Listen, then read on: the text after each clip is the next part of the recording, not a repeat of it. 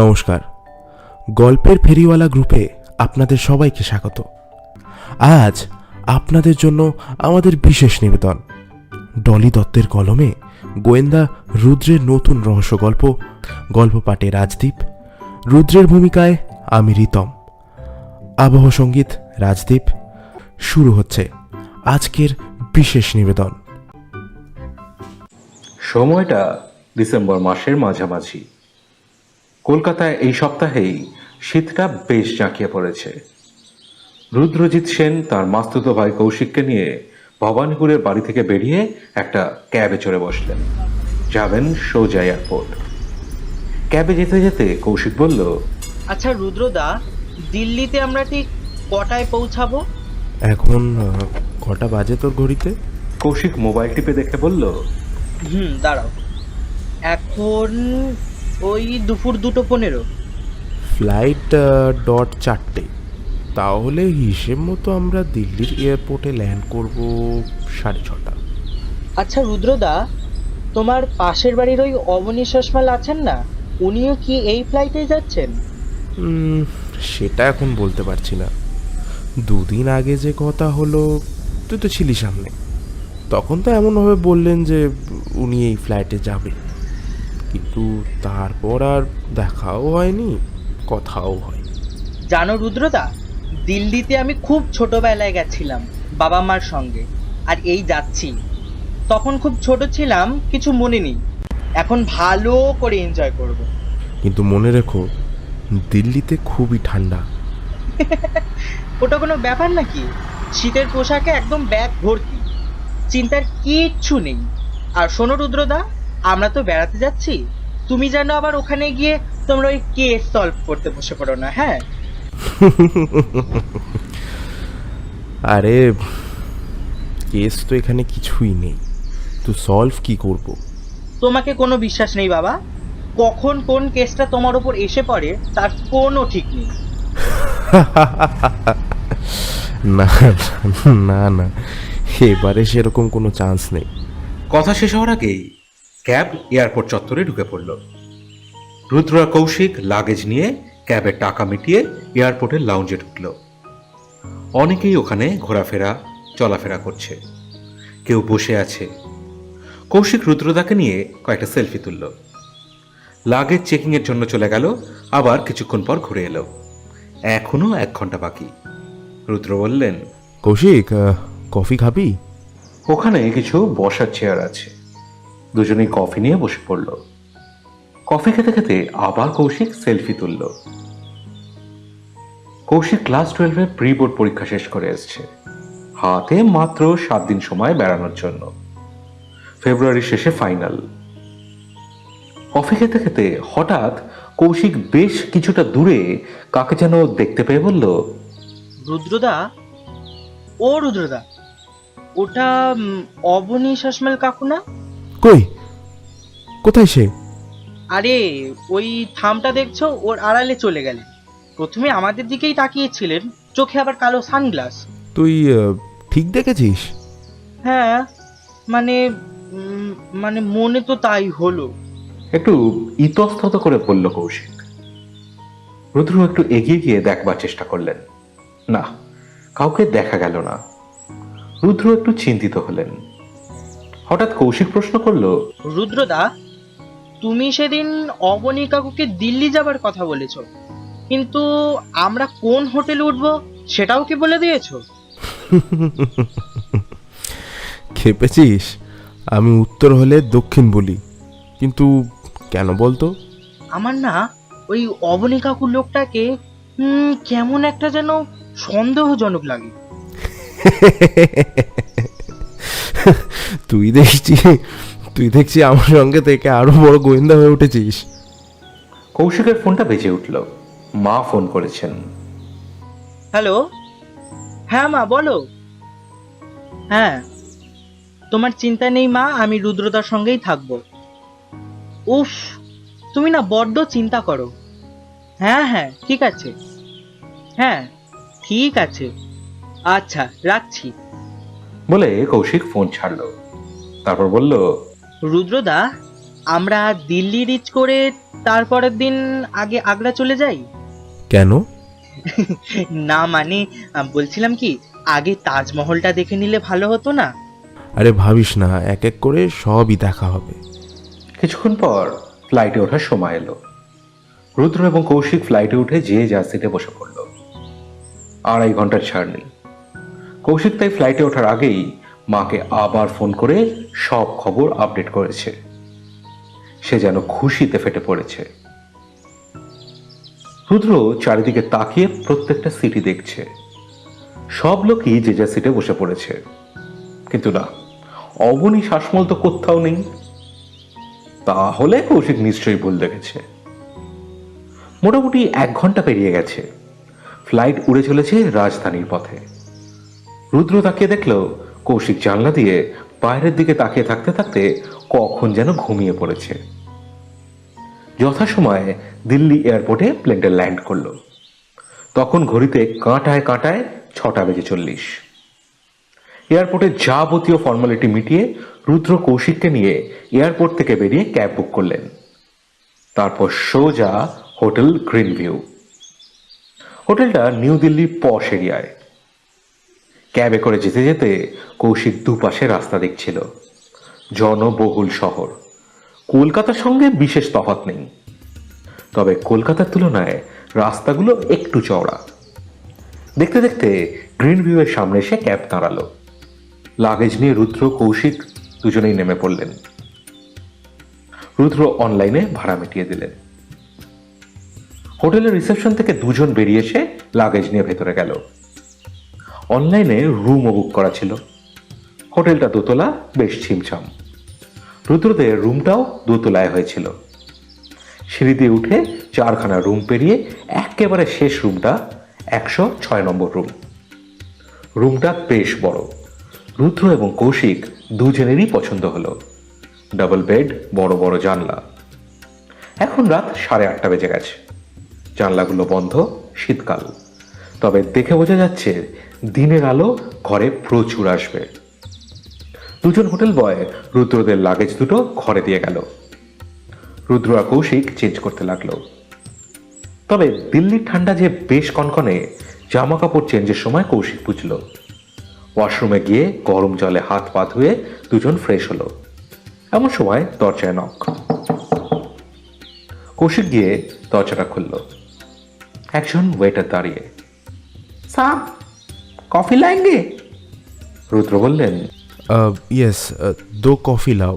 হঠাৎ কৌশিক বলল, রুদ্রদা, ওয়াশরুমের একেবারে ওপরের তাকে একটা ফিমেল বডি স্প্রে আছে, দেখেছো? দেখেছি। এর আগে হয়তো কোনো মহিলাই রুমে ছিল। কিন্তু বোর্ডাররা চলে গেলে রুম বয়রা তো পরিষ্কার করে, তখন তো ফেলে দেয় যা কিছু আছে। ওটা তো অনেক উঁচুতে আছে, হয়তো ওরা ওভারলুক করেছে। আবার দরজায় নক। কফি এসে গেল। রুদ্র সঙ্গে সঙ্গে ডিনারের অর্ডারটাও দিয়ে দিলেন। রাত যত বাড়ছে দিল্লির ঠান্ডা যেন একেবারে হাড়ে কাঁপুনি ধরাচ্ছে। ঠিক এই সময় এই গরম কফি একেবারে মেজাজ এনে দিল। কফি খেতে খেতে কৌশিক বলল, জানো রুদ্রদা, আমাদের পাশের রুমটায় মানে 105 নম্বর রুমে একটা নন বেঙ্গলি কাপেল এসছে। পাঞ্জাবি? কি করে বুঝলে তুমি ওরা পাঞ্জাবি? পাগড়ি তো নেই। অবশ্য সব পাঞ্জাবির পাগড়ি থাকে না, সেটা জানি। ওরা রিসেপশনে যখন রেজিস্টারে সই করছিল তখন কাপেলের ছেলেটা বেশ হাসি খুশি ধরনের। সে কি কথায় যেন রিসেপশনের ছেলেটাকে 2 স্টেপ ভাঙড়া দেখালো। আমি দূরে দাঁড়িয়েছিলাম। ওর পরিচয় তখন আমার কাছে স্পষ্ট হলো। ও রুদ্রদা, তুমি একেবারে জিনিয়াস। হ্যাঁ, জিনিয়াস আমরা সবাই, শুধু বুদ্ধিটাতেই ধার দিই না। ভোঁতা করে রাখতে ভালোবাসি, তাই কিছুই চোখে পড়ে না।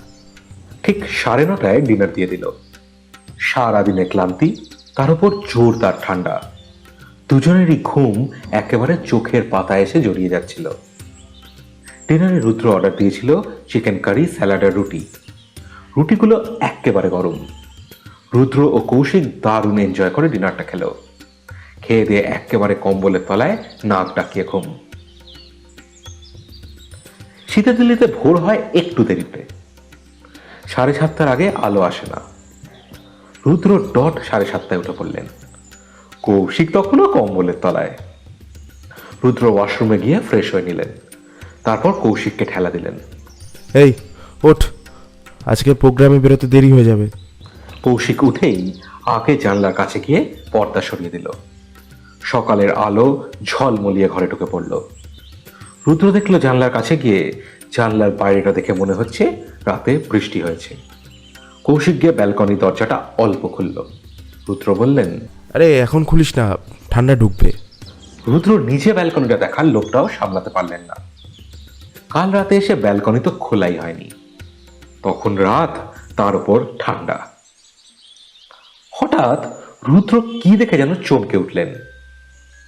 ব্যালকনির দরজাটা পুরো খুলে ব্যালকনিতে গেলেন। ব্যালকনি পুরোটা গ্রিল দেওয়া নেই, হাফ মানে কোমর অব্দি গ্রিল, বাকি ওপরটা পুরো ফাঁকা। কিন্তু ফ্লোরের উপর স্পষ্ট জুতোর ছাপ, জুতো পরা দুটো পায়ের ছাপ। কাল রাতে বৃষ্টি হয়েছে, জুতোর কাদা এখনো টাটকা লেগে রয়েছে। জুতো পরা কোনো একজনের এই ব্যালকনিতে আবির্ভাব হয়েছিল, কিন্তু সে এলো কিভাবে? বাইরে থেকে বারান্দায় উঠে এসছে, কিন্তু কে সেই আগন্তুক? কি চায়? রুদ্র পুরো ব্যাপারটা নিয়ে চিন্তা করতে লাগলেন। কৌশিক বলল, ব্যালকনি থেকে এসেছিল বলো তো রুদ্রদা?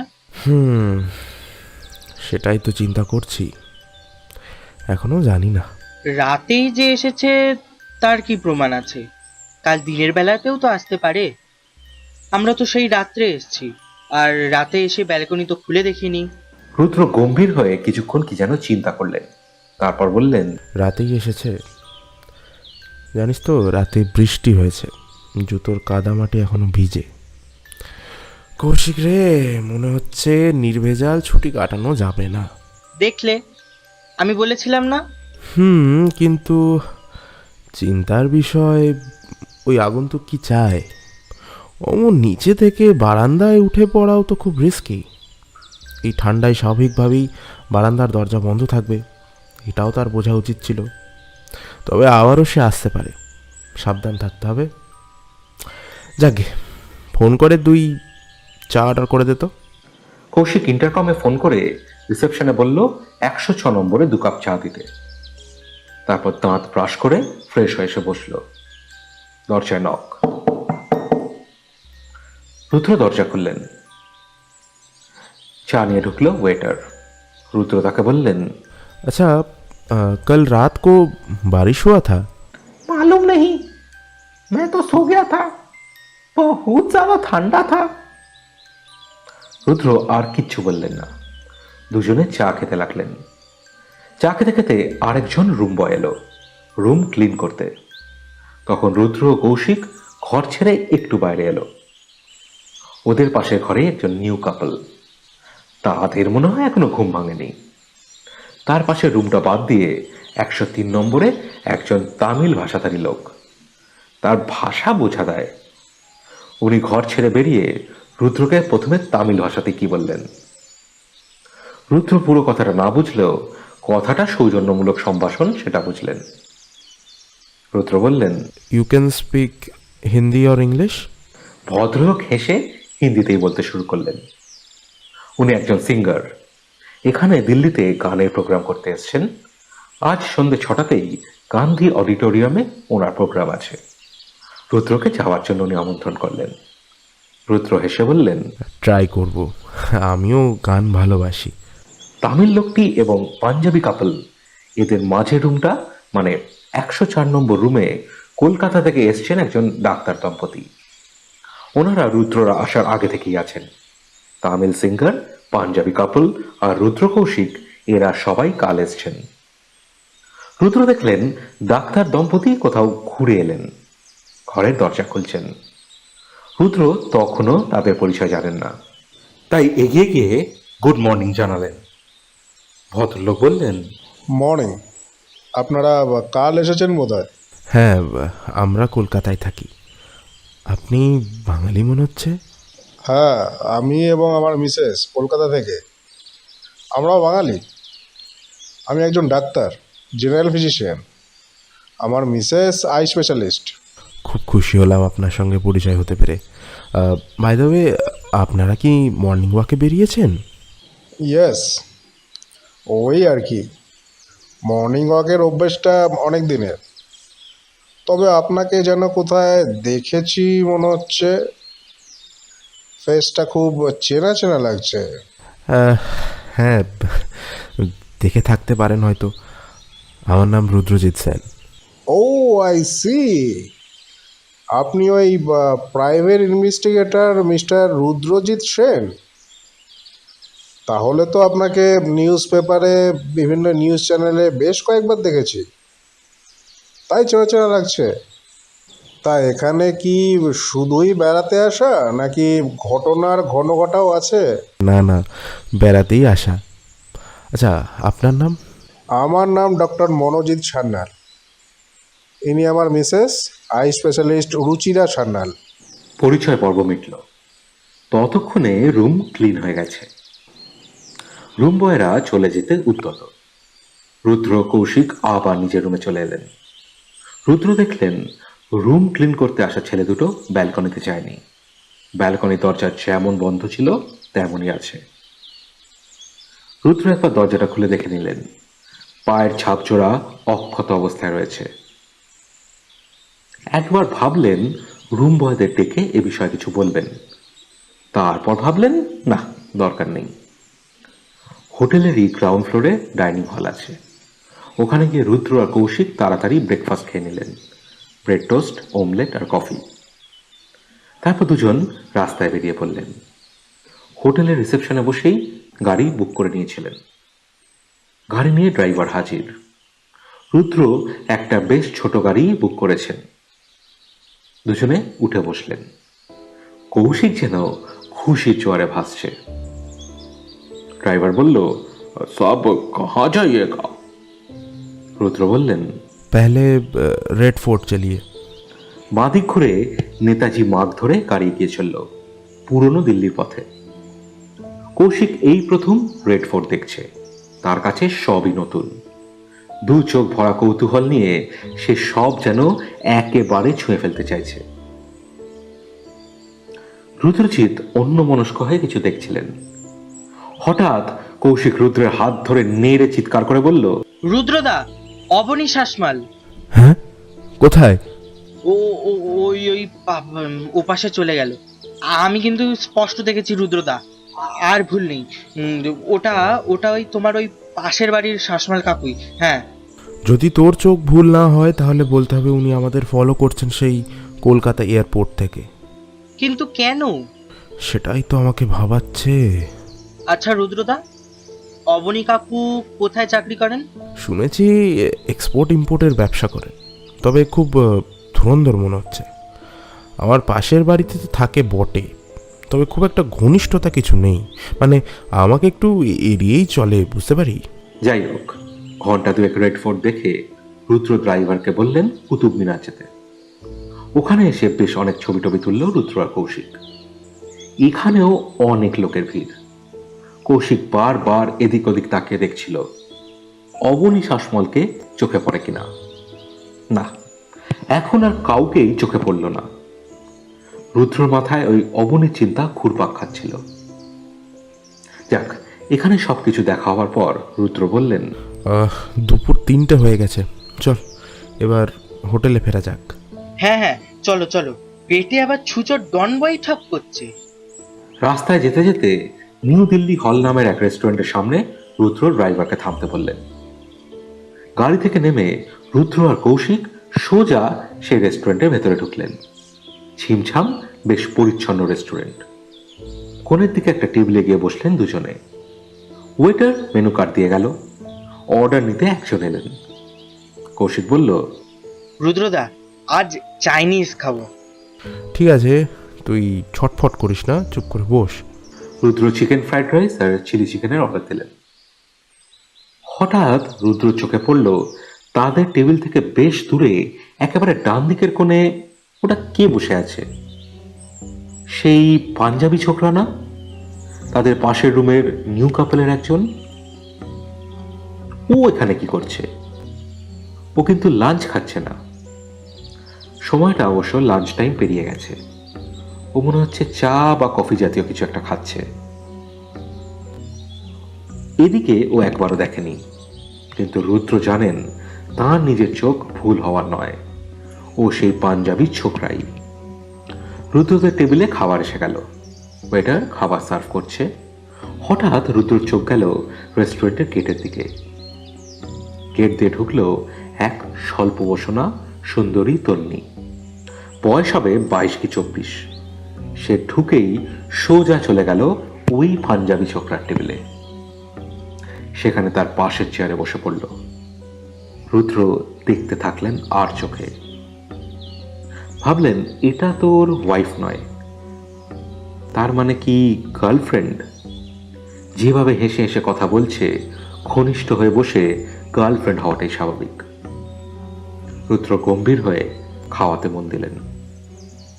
কৌশিক খেতে ব্যস্ত থাকলো। রুদ্র ভাবতে থাকলেন, এটা তো ওর ওয়াইফ নয়, মনে হচ্ছে তাহলে গার্লফ্রেন্ড।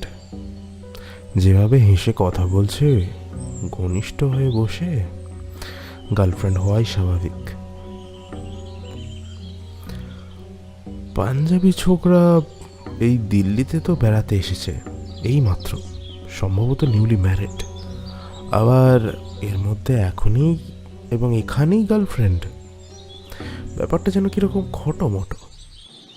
ফ্রাইড রাইস আর চিলি চিকেন দুটোই এই রেস্টুরেন্টের বেশ টেস্টি। খেয়ে পেট এবং মন দুটোই ভরল।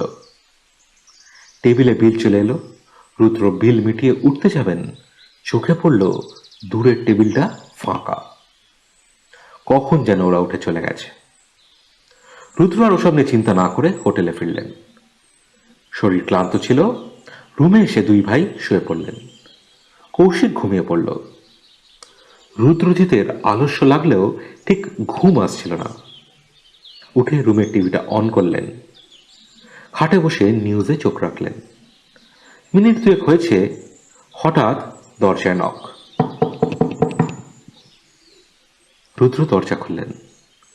সেই ওয়েটার ছোকরা দাঁড়িয়ে, খানিকটা ভীত সন্ত্রস্ত চোখে চারিদিকে তাকিয়ে বলল, সাহব आप थोड़ा रिसेप्शन पे आइए। रुद्र बोलें, क्यों? यहाँ का जो थाना है ना, उसका ऑफिसर नीचू पे बैठा है, आप सब लोगों से बात करेंगे। लेकिन क्यों? वो साहब वो जो 103 नंबर रूम का जो खाने वाला आदमी था ना, उसका मर्डर हो गया। कब हुआ? मालूम नहीं साहब, अभी बॉडी घर पर पड़ा है। पुलिस रूम सील करके रखा। आप लोग प्लीज नीचे चलिए। ততক্ষণে কৌশিক এসে রুদ্র পেছনে দাঁড়িয়েছে। রুদ্র কৌশিককে বললেন, চল একবার নিচে যেতে হবে। সব শুনেছি। নিচে এসে দেখা গেল সবাই ওদের আগে এসে গেছেন। ডাক্তারবাবু এবং ওনার স্ত্রী, সেই পাঞ্জাবি ছোকরা ও তার ওয়াইফ, সবাই রিসেপশনে সোফায় বসে। রুদ্র নিচে পৌঁছতে ম্যানেজার মিস্টার প্রসাদ বললেন, আসুন মিস্টার সেন, ইনি হলেন থানা অফিসার মিস্টার ভার্গব। ওনার পায়ে সম্প্রতি চোট পেয়েছেন, তাই ওপরে উঠতে পারছেন না। আপনি সবই জেনেছেন আশা করি। শুনলাম। মিস্টার ভার্গব ভাঙা ভাঙা বাংলায় বললেন, আপনি এবং ওই ডাক্তারবাবু সবাই তো বাঙালি, তাই বাংলাতেই বলছি। মিস্টার সেন, যিনি মার্ডার হয়েছেন তার সঙ্গে কি পরিচয় হয়েছিল? আমি তো এই হোটেলেই এসে উঠেছি গতকাল সন্ধেবেলা। আমি আর আমার এই ভাই কৌশিক। আজ সকালে ওনার সঙ্গে পরিচয় হয়েছিল। সকালে দেখা হতেই উনি নিজেই এসে পরিচয় বললেন। আজ সন্ধ্যায় ওনার গানের প্রোগ্রাম আছে এটাও বললেন, এবং যাওয়ার জন্য ইনভাইটও করলেন। আমি বললাম সময় পেলে নিশ্চয়ই যাব। কিন্তু মার্ডারটা কিভাবে হলো? সাইলেন্সার লাগানো রিভলভার দিয়ে খুব সামনে থেকে গুলি করা হয়েছে বুকে। ম্যানেজার মিস্টার প্রসাদ রুদ্রর পেছন থেকে বলে উঠলেন। রুদ্র পেছন ফিরে তাকিয়ে মিস্টার প্রসাদকে দেখলেন, তারপর বললেন, আপনি কি করে জানলেন সাইলেন্সার লাগানো ছিল? কেউ তো কোনো শব্দই পায়নি। মিস্টার ভার্গব বললেন, আমি পায়ে ব্যথা নিয়ে ওর উপরে উঠেছিলাম। বডি দেখে বুকে গুলি লাগার জায়গাটাও দেখেছি।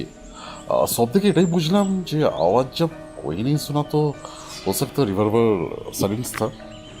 আচ্ছা, এবার আপনারা আমার কতগুলো প্রশ্নের উত্তর দিন। সবাই নিশ্চুপ। ভার্গব বললেন, আচ্ছা মিস্টার প্রসাদ, আপনি বলুন, যিনি মার্ডার হয়েছেন ওনার পুরো নাম? তামিল ভাষাভাষীদের নাম খুব খটমট হয়। উনি তো লিখেছিলেন মিস্টার টি সুব্রমণিয়াম। গানের জগতে নামটা বোধ হয় এখনও সেরকম এন্ট্রি পায়নি, তবে উনি বিভিন্ন জায়গায় প্রোগ্রাম করেন, সেটাই তো বলেছিলেন। রুদ্র বুঝলেন ম্যানেজার মিস্টার প্রসাদ লোকটা একটু বেশি কথা বলেন। মিস্টার ভার্গব ডাক্তারের দিকে তাকিয়ে বললেন, ডক্টর সানিয়াল, আপনি বলুন, আপনি হোটেলে কবে থেকে আছেন? আমরা গত 7 দিন ধরে এই হোটেলে আছি। বাকি আর 3টে রুমে যারা এসেছেন, মিস্টার প্রসাদের থেকে জানলাম তারা সবাই কাল এসেছেন। তার আগে গত 7 দিনের মধ্যে কি কেউ এসেছিল বাকি রুমগুলোতে? একেবারে শেষ রুম মানে 106 নম্বর রুমে মনে হচ্ছে 2 দিন এক মহিলাকে দেখেছি। এ ব্যাপারে মিস্টার প্রসাদই বলতে পারবেন। ঠিক আছে, মিস্টার প্রসাদের সঙ্গে আমি কথা বলবো। আপনি শুধু বলুন, মহিলার সঙ্গে আপনার বা আপনাদের পরিচয় হয়েছিল? না, কোনো পরিচয় হয়নি। মহিলা বেশ অহংকারী দেখেই মনে হতো। মিস্টার ভার্গব এবার পাঞ্জাবি ছোকরাও তার মিসেসের দিকে তাকিয়ে বললেন, मर्डर हुआ 12 से 4:30 बजे के अंदर। आप लोग कुछ आवाज सुने हैं? তারা দুজনেই ঘাড় নেড়ে না বলল। এবার মিস্টার ভার্গব মিস্টার প্রসাদকে বললেন, 106 নম্বর রুমের লেডি ভোটারটির পরিচয় কি? উনি কবে এসেছিলেন, কবে গেলেন? উনি ঠিক 2 দিন ছিলেন। নাম রেজিস্টারে লিখেছিলেন মনীষা শর্মা। वोटर कार्ड आधार कार्ड नहीं? অবশ্যই। तो वो कहाँ की रहने वाली थी? ভোটার আধারে তো চণ্ডীগড় লেখা ছিল।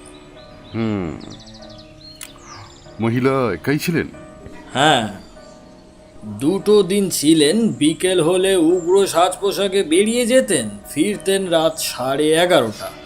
অতিরিক্ত ড্রিঙ্ক করার জন্য পা টলতো, দেখে মনে হতো কোনো বার ডান্সার।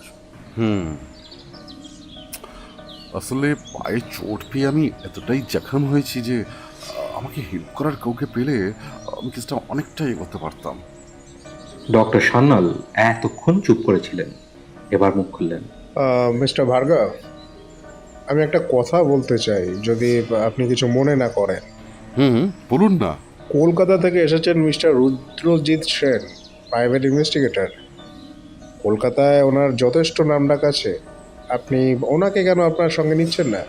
রুদ্রজিৎ সেন মানে এই ভদ্রলোক? উনি রুদ্রর দিকে হাত দেখিয়ে বললেন, হ্যাঁ, এনি। কি আশ্চর্য কথা, আমি তো জানি না। আপনি আমাকে হেল্প করলে আমি অবশ্যই খুশি হব, কারণ আমি বলতে গেলে অসুস্থ। তবে হ্যাঁ, কেস সলভ করে তবে আপনি কলকাতা ফিরতে পারবেন। ঠিক আছে, আপনি নিশ্চিন্ত থাকুন। তবে আপনি যখন আমাকে এই কেসে ইনভলভ করলেন, তখন আমি এদের সবাইকে কিছু জিজ্ঞাসাবাদ করতে চাই, কারণ এখন সবাই এখানেই আছেন। অফকোর্স, আপনি করুন। রুদ্র প্রথমেই মিস্টার প্রসাদকে বললেন, আচ্ছা মিস্টার প্রসাদ, আপনি ঠিক কখন জানতে পারলেন এই মার্ডারের কথা? বিকেল 4:30 কিছু পরে। কীরকম? সুব্রমণিয়াম সাহেব কাল সকাল 10টায় আসেন। আসার পর 2 বার কফি খান, আর ঠিক 12টার সময় লাঞ্চ অর্ডার করেন ওনার রুমে। আজ ঠিক 12টা বাজার 15 মিনিট আগে কফি অর্ডার করেন। ঠিক 12টায় কফি ওনার রুমে পৌঁছে যায়। ওয়েটার ওনাকে লাঞ্চের কথা বললে উনি বলেন একটু পরে উনি অর্ডার করবেন, কিন্তু 1টা পেরিয়ে 1:30 হয়ে যাওয়ার পরও উনি লাঞ্চের অর্ডার দেননি। রুম সার্ভিস বয় 2টো নাগাদ গিয়ে ওনার রুমে নক করে, কোনো সারা শব্দ না পেয়ে চলে আসে। এইভাবে 4টে বেজে যায়। আপনি 4:30 সময় ফিরলেন, ওপরে উঠে গেলেন। আমি দেখলাম আগের দিন মানে উনি যেদিন এলেন সেদিন 3:30 আবার কফি অর্ডার করেছিলেন, কিন্তু আজ তো তাও অর্ডার করলেন না। তখন আমার যেন কেমন একটা খটকা লাগলো, ব্যাপারটা তো সন্দেহজনক মনে হলো। অথচ উনি বলেছিলেন ওনার 6টা থেকে গানের প্রোগ্রাম। তাহলে তো ওনার এখন রেডি হয়ে বেরিয়ে যাওয়া উচিত। আপনি ওপরে আপনার রুমে ঢুকে যাওয়ার পর আমি নিজে একবার ওপরে গেলাম, 103 নম্বর রুমের দরজা নক করলাম, কোনো রেসপন্স নেই। তখন ঠিক করলাম সব রুমেরই একটা করে এমার্জেন্সি লক খোলার ডুপ্লিকেট আমাদের কাছে থাকে। ঘরের ভেতর থেকে যদি কেউ ছিটকিনি তুলে দেয় তাহলে ডুপ্লিকেট চাবি দিয়ে লক খুলে ও কিছু হবে না, ঘরে ঢোকা যাবে না। কিন্তু যদি ভেতরে ছিটকিনি না তোলে তাহলে ডুপ্লিকেট চাবি দিয়ে লকটা খুলে ঘরের ভেতরে ঢোকা যাবে। তাই করলাম। তখন বেপরোয়া হয়ে রুম সার্ভিস বয়কে সঙ্গে নিয়ে সেই ডুপ্লিকেট চাবি নিয়ে এসে লক খুলি। তারপর ঠেলতেই দরজা খুলে গেল। দরজা খুলে ঘরে ঢুকে আমি তো আঁতকে উঠি। রুম বয় চিৎকার করে ওঠে, আমি ওর মুখ চেপে ধরি। চিৎকার করলে আশেপাশে সবাই ভয় পেয়ে যাবে। দেখলাম সুব্রমণিয়াম সাহেব ওনার খাটের উপর বিছানায় চিৎপাত হয়ে পড়ে আছেন। বুকের বাঁ দিকে গুলির দাগ, সাদা শার্ট পরেছিলেন সেটা ভেসে যাচ্ছে, রক্ত গড়িয়ে মেঝেতে পড়েছে। কয়েক ঘন্টা হয়ে গেছে তাই রক্তটা জমাট বেঁধে গেছে। এরপর আপনি কি করলেন?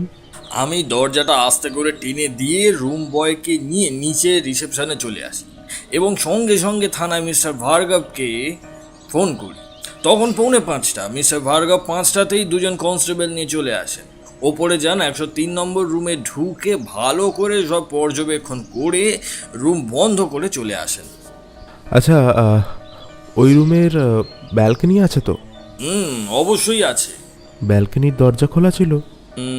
না, খোলা ছিল না, এমনি বন্ধ করা ছিল, তবে ছিটকিনি তোলা ছিল না। আপনার কি মনে হয় খুনি কোন পথ দিয়ে এসেছে? ব্যালকনি?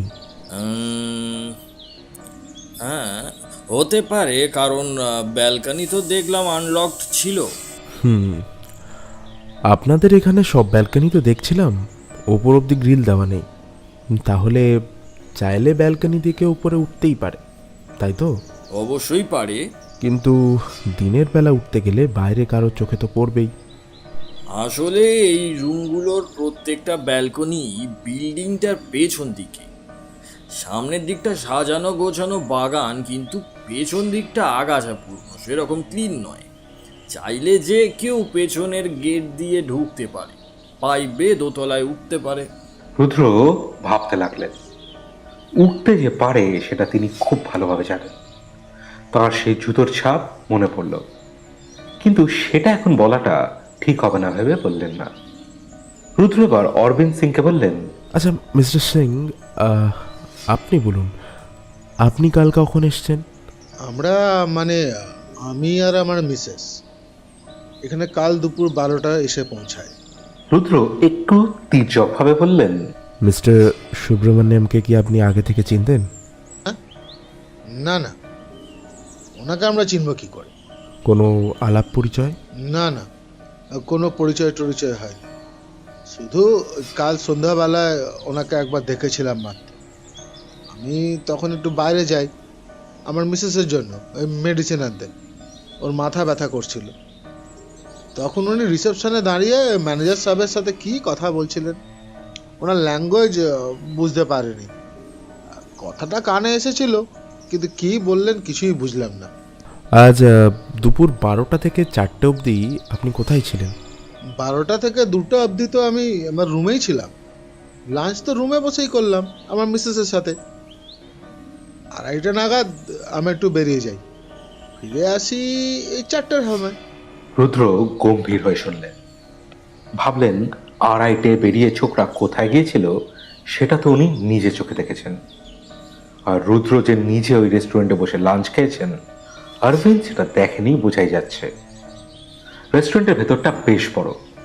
অরবিন্দ একেবারে কোনায় সাইডে বসেছিল, তাই রুদ্রজিৎ বা কৌশিককে সে খেয়াল করেনি। কিন্তু রুদ্রের অনুসন্ধানী দৃষ্টি ছোকরাকে ঠিক চিনে নিয়েছিল। রুদ্র এবার ডক্টর সান্যালকে বললেন, ডক্টর সান্যাল, আপনি কলকাতায় প্র্যাকটিস করছেন কতদিন? বছর 20 হবে। তবে এইসব প্রশ্ন কি এই খুনের ব্যাপারে কোনো কাজে আসবে? কলকাতায় প্র্যাকটিস শুরুর আগে এই দিল্লিতে কি আপনি কোনো কারণে বেশ কিছুদিন থেকেছেন? তখন এখানে 2 বছর ছিলাম, একটা মেডিকেল জার্নালে নিয়মিত লিখতাম, আর দিল্লির মেডিকেল রিসার্চ ইনস্টিটিউটে একটা ইন্টার্নশিপ করছিলাম।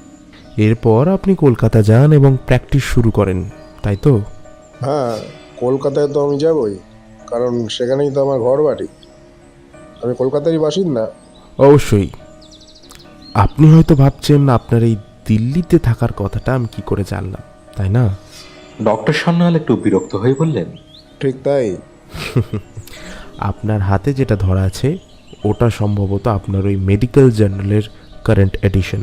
ডক্টর সান্যাল গম্ভীর হয়ে থাকলেন, কোনো উত্তর দিলেন না। রুদ্র বললেন, সকালে আমি আর কৌশিক যখন বেরোই তখন গাড়ির অপেক্ষায় মিনিট 10 আমরা রিসেপশনের সোফায় বসি। সেই সোফাতেই আপনার ওই জার্নালখানা পড়েছিল। সম্ভবত আপনি কোনো সময় ভুল করে ফেলে গিয়েছিলেন। ওটা যে আপনার সেটা বোঝাই যাচ্ছিল, কারণ বইটির ওপর দিকে পেন দিয়ে আপনার নাম লেখা। আমি জার্নালখানা তুলে নিয়ে দেখতে থাকি, তখন পাতা উল্টাতে উল্টাতে হঠাৎ এক জায়গায় বছর 20 আগেকার কোনো একটা মেডিকেল কনফারেন্সের ছবি পাই। সেখানেই একটা গ্রুপে আপনার ছবি ছিল। তখন স্বাভাবিকভাবেই আপনার বয়স অনেক কম, কিন্তু পরিষ্কার চেনা যাচ্ছিল। তাতেই আমি বুঝি বছর 20 আগে আপনার এই দিল্লিতে থাকার কথা। এবার ডক্টর মিসেস রুচিরা সান্যাল মুখ খুললেন, বললেন, আচ্ছা মিস্টার সেন, এইসব ঘটনার সঙ্গে কি আজকের এই খুনের কোনো সম্পর্ক থাকতে পারে? আপনি খামোখাই আমাদের হ্যারাস করছেন। দেখুন, খুনটা আজ হয়েছে এইখানে, এই হোটেলে। এটা যেমন সত্যি তেমনি এটাও সত্যি আপনারা সবাই এখানে আজ উপস্থিত আছেন। তাই প্রত্যেকের ডিটেলস যা আমার সামনে এসেছে আমি সেগুলো তো কনফার্ম করে নেবই। এতে আপত্তি করলে আপনাদের ক্ষতি ছাড়া লাভ কিছু হবে না।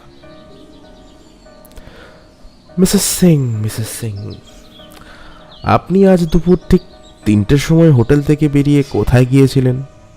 মিসেস সিং বাংলাটা ভালোই বলেন।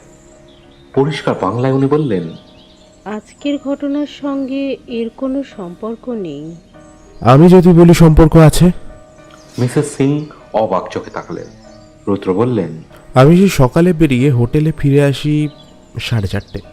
তখন আমার রুমে খাবার জল ছিল না। আমি ফোন করাতে রুম সার্ভিস বয় মিনারেল ওয়াটারের 2টো বোতল নিয়ে এসে দরজা নক করে। আমি দরজা খুলতেই সে বোতল হাতে নিয়ে বারবার ওই 103 নম্বর রুমের দিকে দেখছিল। আমি বললাম, কি হলো? তখন সে আমার হাতে বোতলটা দিয়ে চলে গেল 103 নম্বর রুমের দরজার দিকে এবং সেখান থেকে একটা কি কুড়িয়ে এনে বলল, ये पर्स क्या आपका है साहब? আমি বললাম, नहीं ये तो लेडीज पर्स है। তখন সে বলল, वो आपका बगल वाला कमरा में जो मेम साहब रहती है ना, वो 3 बजे होटल से निकली, फिर 3:45 बजे लौटी। उसी टाइम वो ऊपर आके अपने कमरे में जाने से पहले वो गाने वाला का कमरे के दरवाजे में छान मारी थी। हम तब ऊपर छत से नीचे आने के वक्त देखा, शायद ये पर्स उन्हीं की होगी।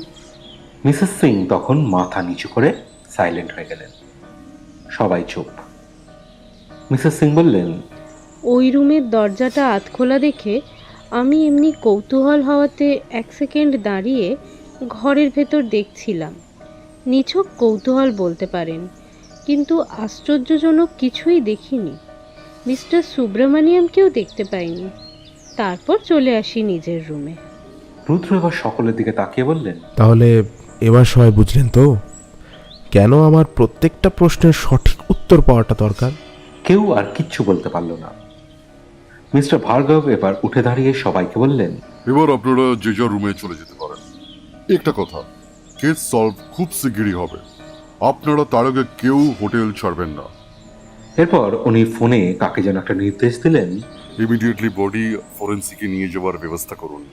মিস্টার ভার্গব চলে যাওয়ার আগে রুদ্রজিতের সঙ্গে হ্যান্ডশেক করলেন, বললেন, আপনার কাজ আমার ভালো লেগেছে। I wish you a great success. সেদিন রাতে ঠান্ডাটা যেন আরো হাড়ে কাঁপন ধরিয়ে দিচ্ছিল। সবাই যে যার রুমে ঢুকে পড়েছে। রাতে বডি ফরেন্সিকে যাওয়ার আগে কিছু পুলিশ আসাতে খবরটা ছড়িয়ে পড়েছিল, আর চাপা থাকেনি। রুদ্র তাদের রুমে এসে টিভি অন করতেই নিউজ চ্যানেলে দেখা গেল এই হোটেলের মার্ডার কেস সম্পর্কে নিউজ রিডাররা বিভিন্ন জল্পনায় ব্যস্ত। রুদ্র একবার কি মনে হতে কৌশিককে বললেন, আচ্ছা কৌশিক, তুই একটু ঘরে থাক, আমি একটু নিচে থেকে ঘুরে আসছি। বলে রুদ্র ঘর থেকে বেরিয়ে গেলেন। 103-এর দিকে তাকিয়ে দেখলেন বডি নিয়ে চলে গেছে। পুলিশ এখন রুমটা সিল করে দিয়েছে। নিচে রিসেপশনে এসে দেখলেন রিসেপশনে ছেলেটা নেই, মিস্টার প্রসাদ বসে আছেন। রুদ্র নিচু স্বরে মিস্টার প্রসাদকে জিজ্ঞাসা করলেন, আপনি বিকেল ঠিক কখন 103 নম্বরের দরজা নক করেন? ডট 4টে। দরজা ভেতর থেকে বন্ধ ছিল? অবশ্যই। ওই তো 4:30 আপনারা ফিরলেন, তারপর আমি যাই ডুপ্লিকেট নিয়ে। রুদ্র চিন্তাগ্রস্ত হলেন।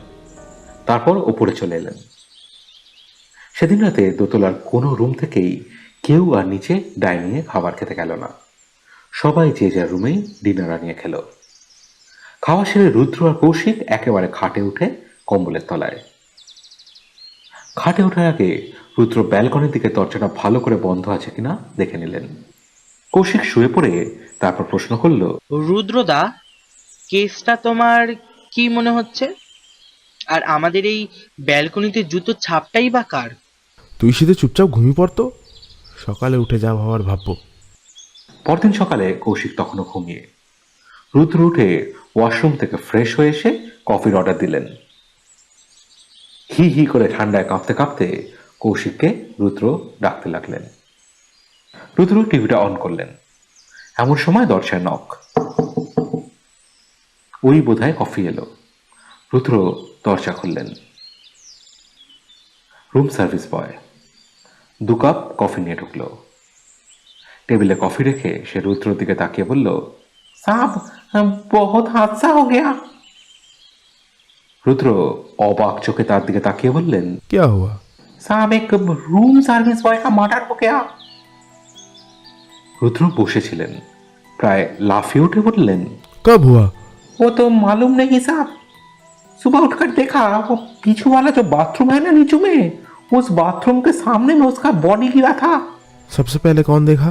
वो मानिक नाम का जो सर्विस बॉय है ना, उसने पहले देखा बाथरूम जाने का वक्त।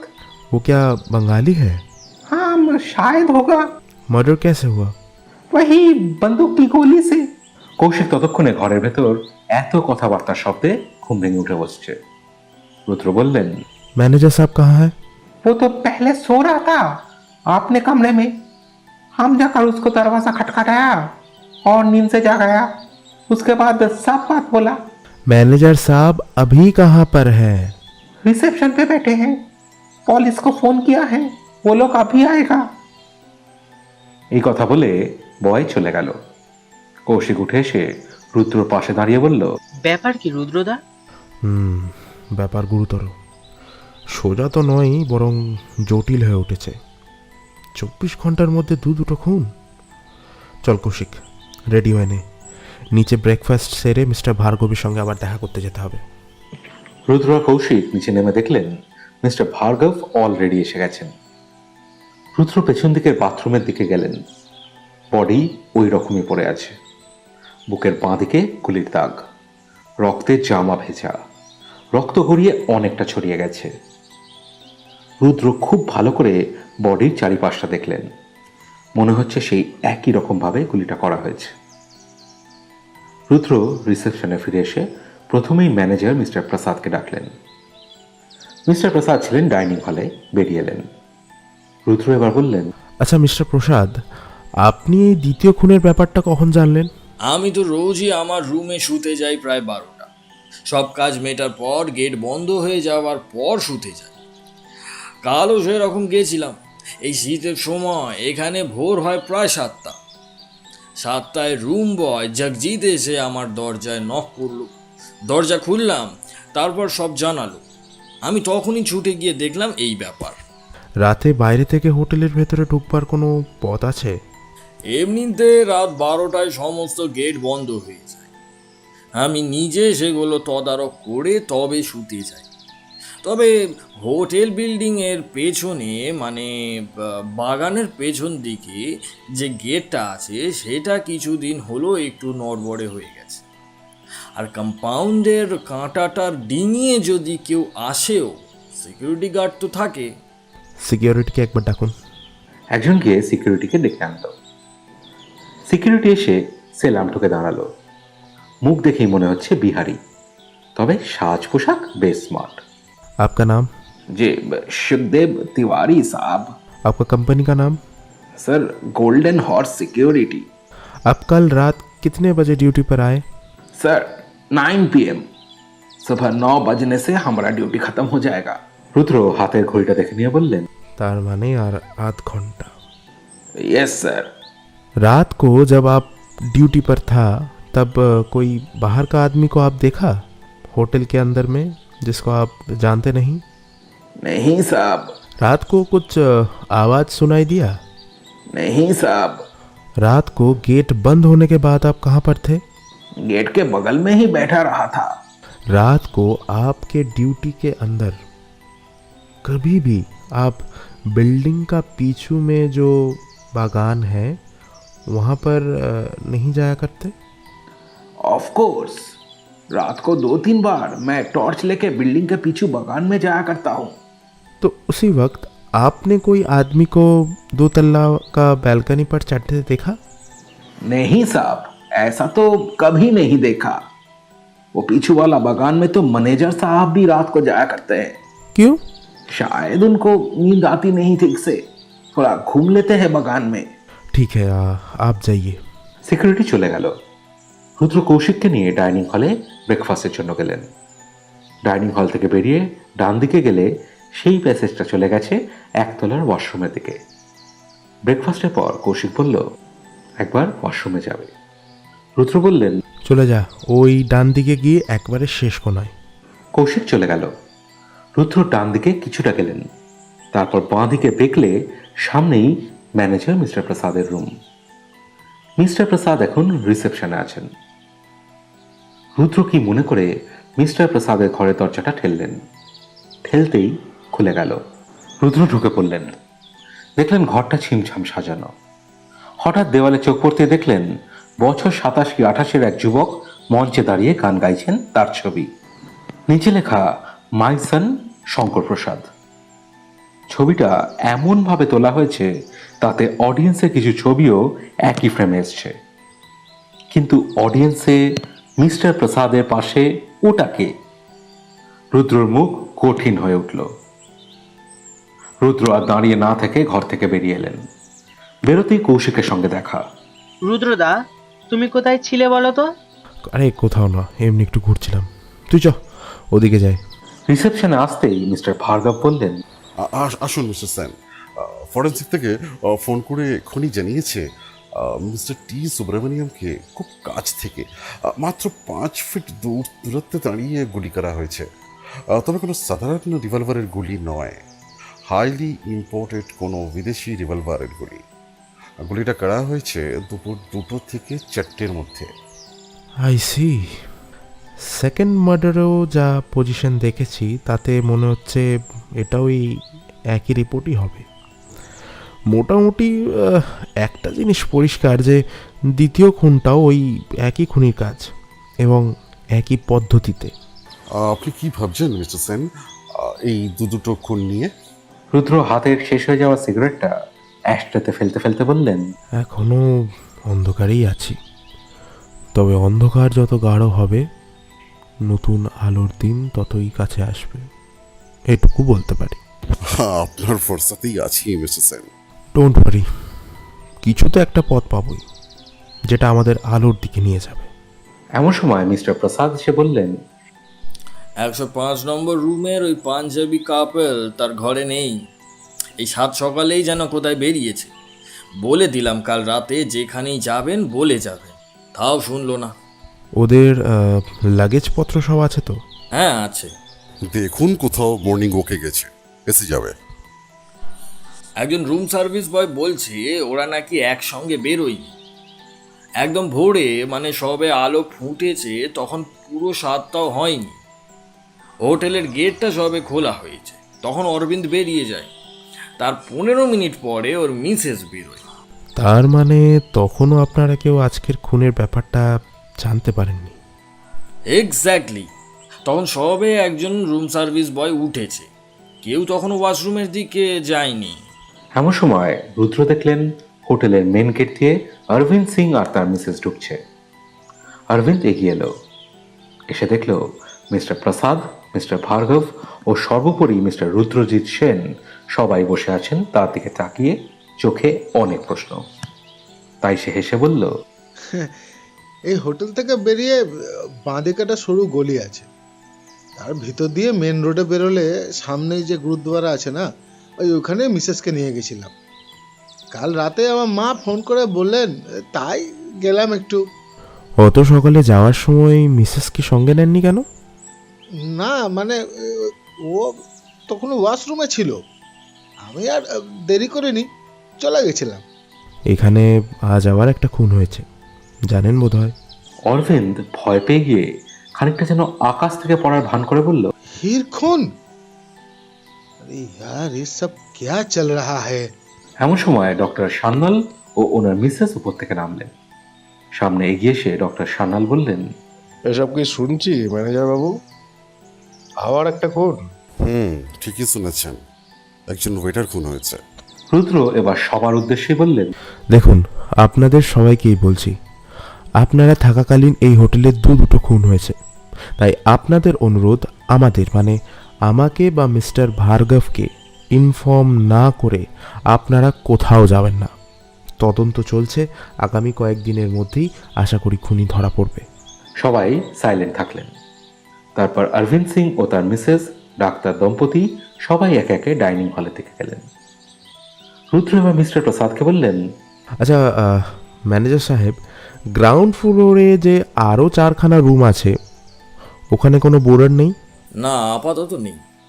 এই ক্রিসমাস আসলে সব ভরে যায়, সবাই আগে ফার্স্ট ফ্লোরটাই চায়, ওটা ভরে গেলে তারপর গ্রাউন্ড ফ্লোরে যায়। এবার এই মার্ডারের কেসটা নিয়ে এত হইচই হচ্ছে, কি জানি এখন কেউই হয়তো আসবে না। মিস্টার প্রসাদ উঠে আবার ডাইনিং হলে থেকে গেলেন। মিস্টার ভার্গব এবার রুদ্রজিৎকে বললেন, মিস্টার সেন, খুনের মোটিভ কিছু ধরতে পেরেছেন? দ্বিতীয় খুনটা তো বোঝাই যাচ্ছে। খুনিকে খুন করতে রুম সার্ভিস বয় যে কোনোভাবে দেখে ফেলেছিল, তাতেই তাকে মরতে হলো। তবে প্রথম খুনটা একটু ধোঁয়াশা আছে, সেটাকে কাটিয়ে উঠতে হবে। ওয়েটারের বডি পোস্টমর্টেমে চলে গেছে, বিকেলের মধ্যেই রিপোর্ট পেয়ে যাব, আপনাকে ফোন করব। আচ্ছা, আমি এখন উঠি মিস্টার সেন, কিছু প্রয়োজন হলে অবশ্যই ফোন করবেন। অফকোর্স। মিস্টার ভার্গব পায়ের ব্যথা নিয়ে খুব কষ্ট করে উঠে খুঁড়িয়ে খুঁড়িয়ে হেঁটে যাওয়ার আগে বললেন, আমি দুজন কনস্টেবলকে এখানে 24 আওয়ার্স ডিউটিতে রেখেছি। ওরা সন্দেহজনক কিছু দেখলে আপনাকেও জানাবে, আমাকেও জানাবে। চলি। রুদ্র আরও প্রায় ঘন্টাখানেক ওই রিসেপশনেই বসে রইলেন। মিস্টার প্রসাদ কখনো এই রিসেপশনে আসছেন, কখনো ওপরে যাচ্ছেন, কখনো ডাইনিং হলে ঢুকছেন, এভাবেই ওর ডিউটি করে যাচ্ছেন। রুদ্র হঠাৎ সুযোগ বুঝে একজন কর্তব্যরত ওয়েটারকে বললেন, तुम लोग के भीतर मानिक कौन है? हाँ जी, वो अभी किचन के अंदर काम कर रहा है। उसको थोड़ा बुलाओ। हाँ जी। বলে ওয়েটার মানিককে ডাকতে চলে গেল। 2 মিনিটের মধ্যেই মানিক এসে দাঁড়ালো। ছেলেটা বাঙালি, মুখ দেখেই বোঝা যায়। রুদ্র বললেন, তোমার নাম মানিক? হ্যাঁ স্যার। তুমি বাঙালি? কোথায় বাড়ি? আজ্ঞে, আমার বাড়ি মেদিনীপুর জেলায়। তুমি এখানে কতদিন কাজ করছো? এই 1 বছর হলো স্যার। সকালে প্রথম ডেড বডি তুমি দেখেছো?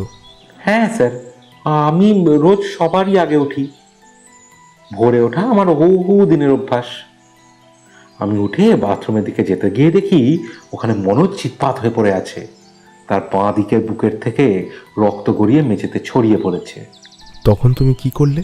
স্যার, আমি তো তখন ভীষণ ভয় পেয়ে গিয়ে আমার সঙ্গে একই সঙ্গে কাজ করে জগজিৎ, তাকে ঘুম থেকে তুলে সব কথা বলি। সে তখন দৌড়ে গিয়ে মনোজকে দেখে, তারপর ম্যানেজার বাবুকে ডাকে, সব কথা বলে। যে খুন হয়েছে তার নাম তাহলে মনোজ? হ্যাঁ স্যার। যে খুন হয়েছে মানে মনোজ, সে কেমন ছিল? ভালো ছেলেই তো ছিল স্যার, তবে রাতের দিকে মাঝে মধ্যে মদ খেত, রোজ না। মদ কিনে আনতো? না স্যার। তাহলে সে চুপ করে গেল। রুদ্র বললেন, যা জানো বলো, না বললে তুমি বিপদে পড়বে, কারণ আমরা তোমাদের সবাইকেই সন্দেহ করছি। আসলে মনোজ ওই ম্যানেজার বাবুর ঘর থেকে বিদেশি মদের বোতল চুরি করে আনতো, সেই মদই খেত। ম্যানেজার বাবু ধরতে পারতেন না? না মানে রোজ তো আনতো না, ম্যানেজার বাবুর খাটের তলায় অনেক বিদেশি মদ থাকতো। ম্যানেজার বাবু কি মদ খেতেন? হয়তো রাতে খেতে পারেন, তবে মদ খেয়ে মাতাল হতে কোনোদিন দেখিনি। সব সময় তো স্বাভাবিক থাকতেই দেখেছি। ঠিক আছে, তুমি এখন যেতে পারো। রুদ্রর কপালে চিন্তার ভাঁজ পড়ল। জল যেন অনেক গভীরে তলিয়ে যাচ্ছে। হঠাৎ রুদ্রজিৎ কৌশিককে বলল, ওই, তুই এই রিসেপশনে বসে থাক, এখান থেকে কোথাও যাবি না, ওপরেও যাবি না বা হোটেলের বাইরেও বেরোবি না।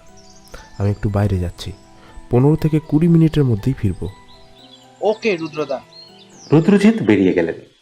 কৌশিক ওখানে বসেই মাকে ফোন করলো। মায়ের সঙ্গে 2-4টে কথা বলল। মা তার খাওয়া দাওয়া ঠিক মতন হচ্ছে কিনা খোঁজ নিলেন। সব ঠিক হচ্ছে, সে বিন্দাস আছে মাকে বলল। রেড ফোর্ট দেখা হয়ে গেছে, তারপর আরও অনেক ঘোরার প্রোগ্রাম আছে বলে সে ফোন ছাড়ল। মাকে এই সব ঘটনার কথা সে মোটেও জানালো না। মাকে জানালে মা যে ভীষণ ভয় পাবে এবং দুশ্চিন্তায় ভেঙে পড়বে সে জানে। হয়তো বাবাকে নিয়ে এখনই এসে পড়বে। এতে রুদ্রদার তদন্তের কাজে ক্ষতি হয়ে যাবে। তার চেয়ে কিছু না বলাই ভালো।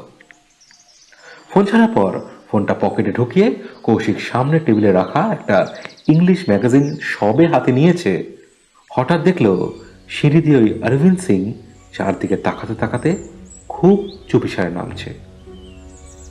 কৌশিক খুব আস্তে সরে গিয়ে একটু আড়ালে দাঁড়ালো।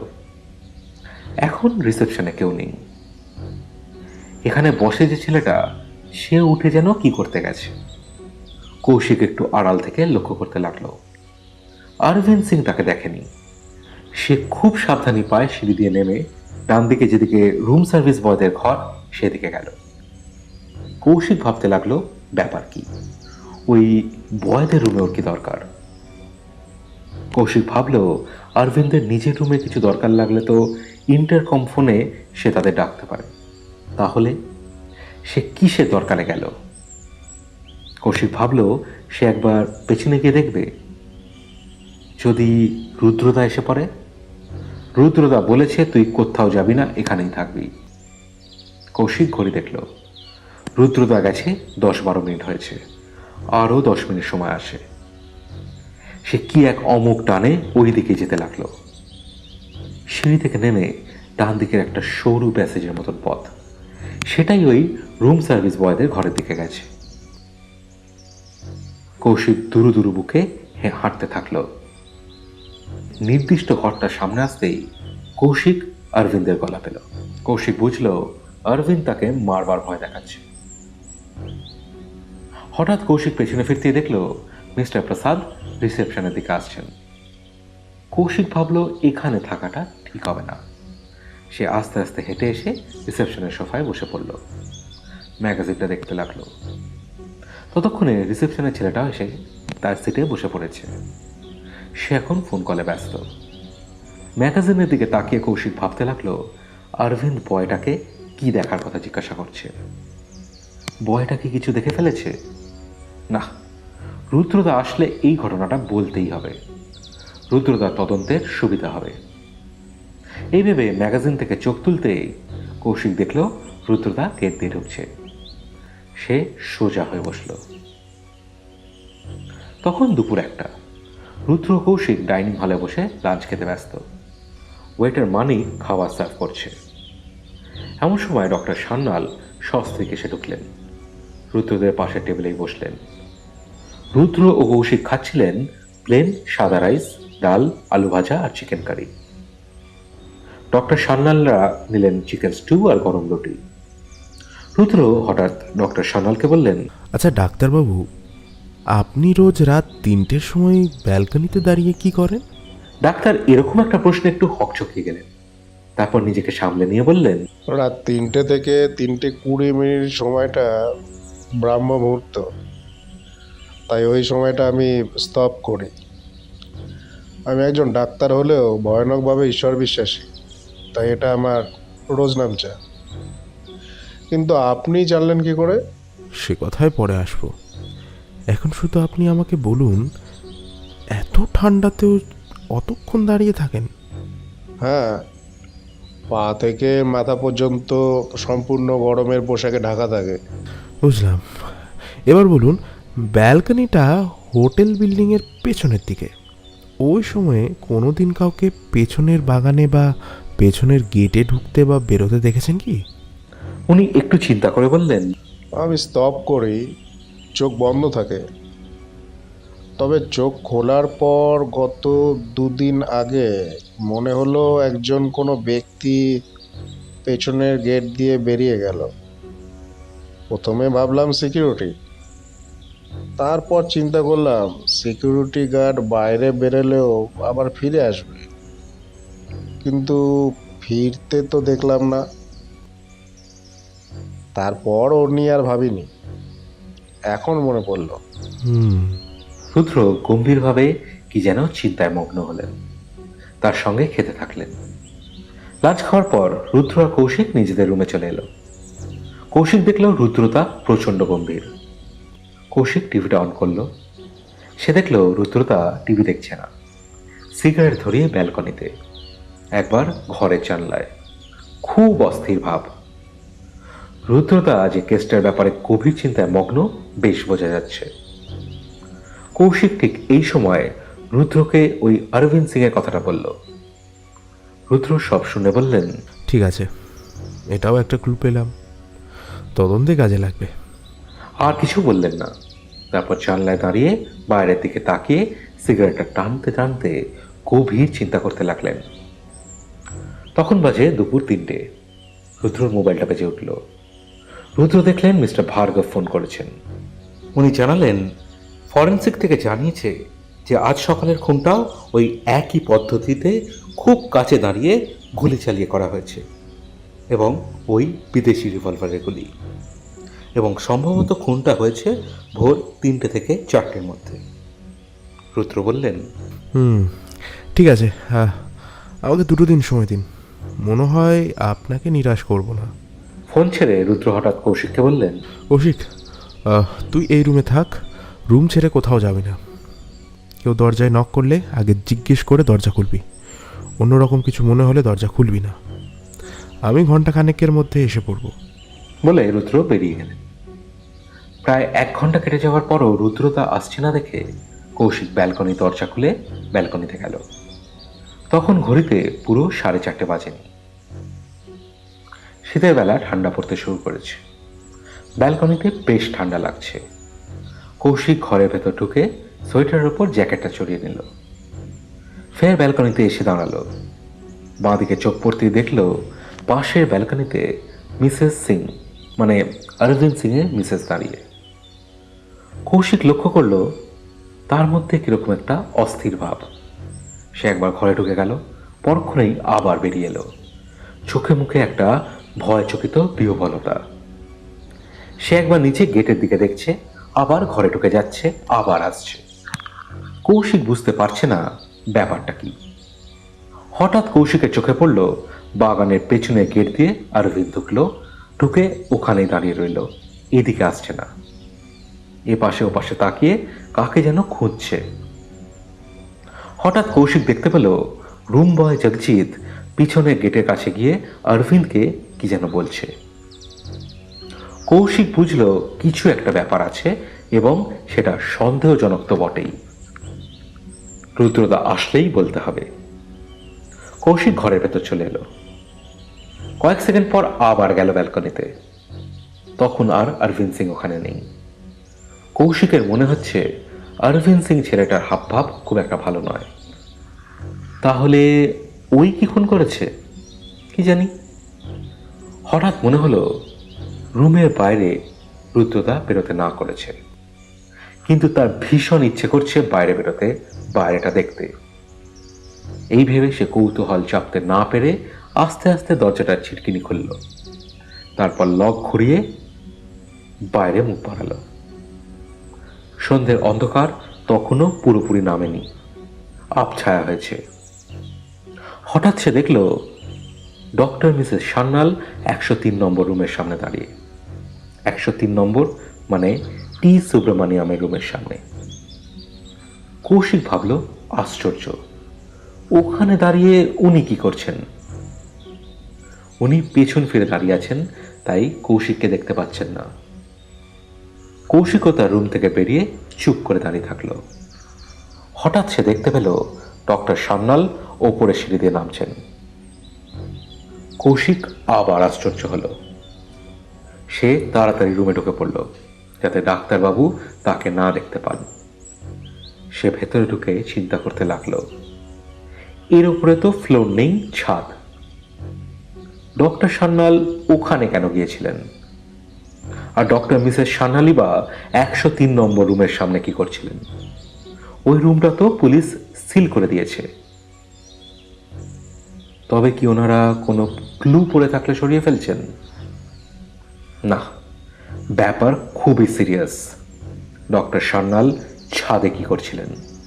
রুদ্রদাকে সব কথা বলতে হবে। আর ডক্টর সান্যাল যে রোজ রাত 3টের সময় ব্যালকনিতে এসে দাঁড়ান, এটাই বা রুদ্রদা কিভাবে জানলো? সেটাও জিজ্ঞাসা করতে হবে। না, সবাইকে কেমন সন্দেহজনক লাগছে। কৌশিক আবার টিভি অন করে বসে পড়ল।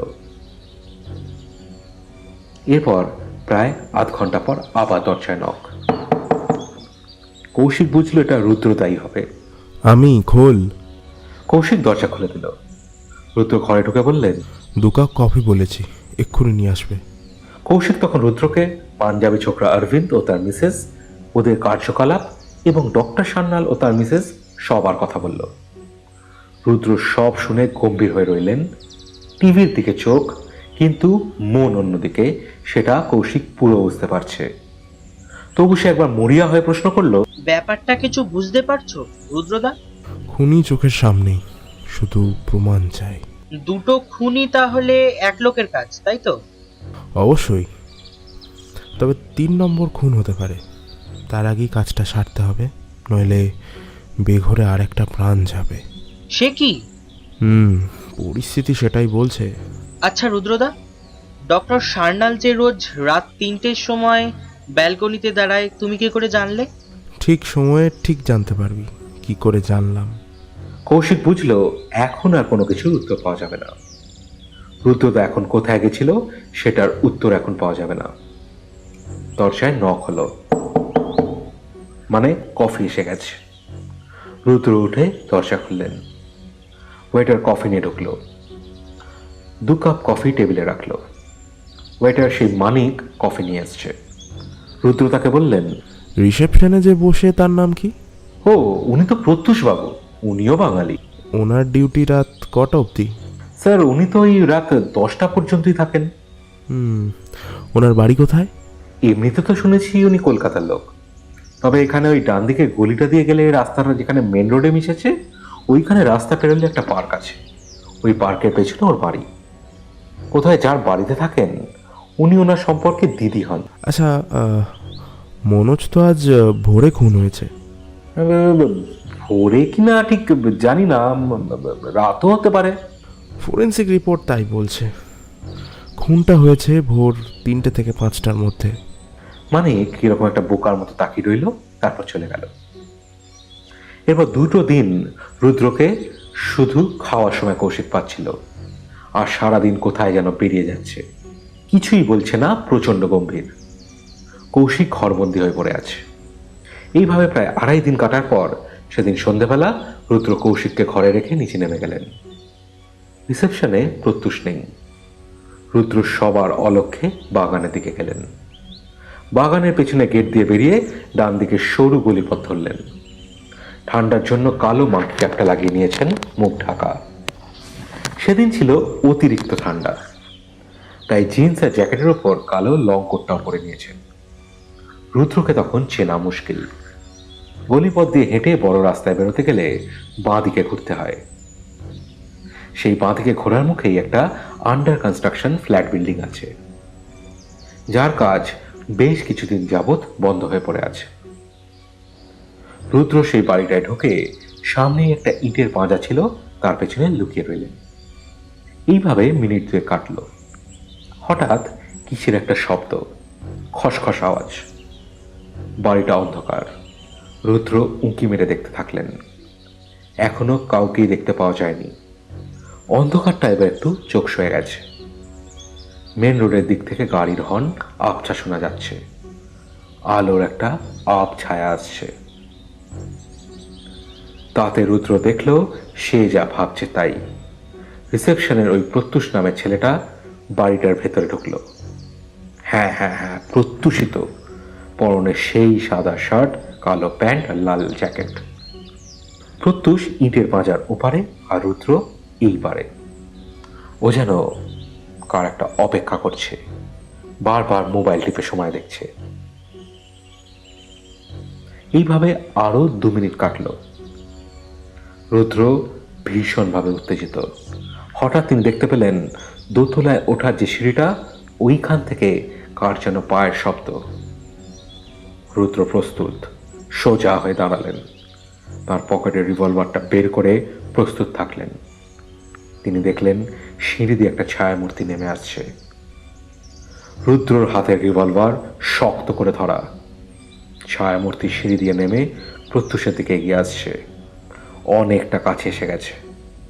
হঠাৎ রুদ্র দেখলেন ছায়ামূর্তির হাতে রিভলভার ধরা, প্রত্যুষের দিকে তাক করা। মুহূর্তের মধ্যে 2টো রিভলভার গর্জে উঠল। ছায়ামূর্তি রিভলভারের গুলি লাগলো প্রত্যুষের বুকে। সঙ্গে সঙ্গে রুদ্র রিভলভার গর্জে উঠল। ছায়ামূর্তি লাফিয়ে একটা বড় জানলা গলে বেরিয়ে গেল। রুদ্র সেদিকে এগোতে পারলেন না। তাকে তখন প্রত্যুষকে সামলাতে হবে। রুদ্র ফোন করলেন মিস্টার ভার্গবকে। 5 মিনিটের মধ্যে ভার্গব 4 জন কনস্টেবলকে নিয়ে চলে এলেন। প্রত্যুষকে তুলে অ্যাম্বুলেন্সে করে হসপিটালে নিয়ে যাওয়া হলো। রুদ্র আর দেরি না করে হোটেলে ফিরে এলেন। তারপর হন্তদন্ত হয়ে হোটেলের রুমে নক করলেন।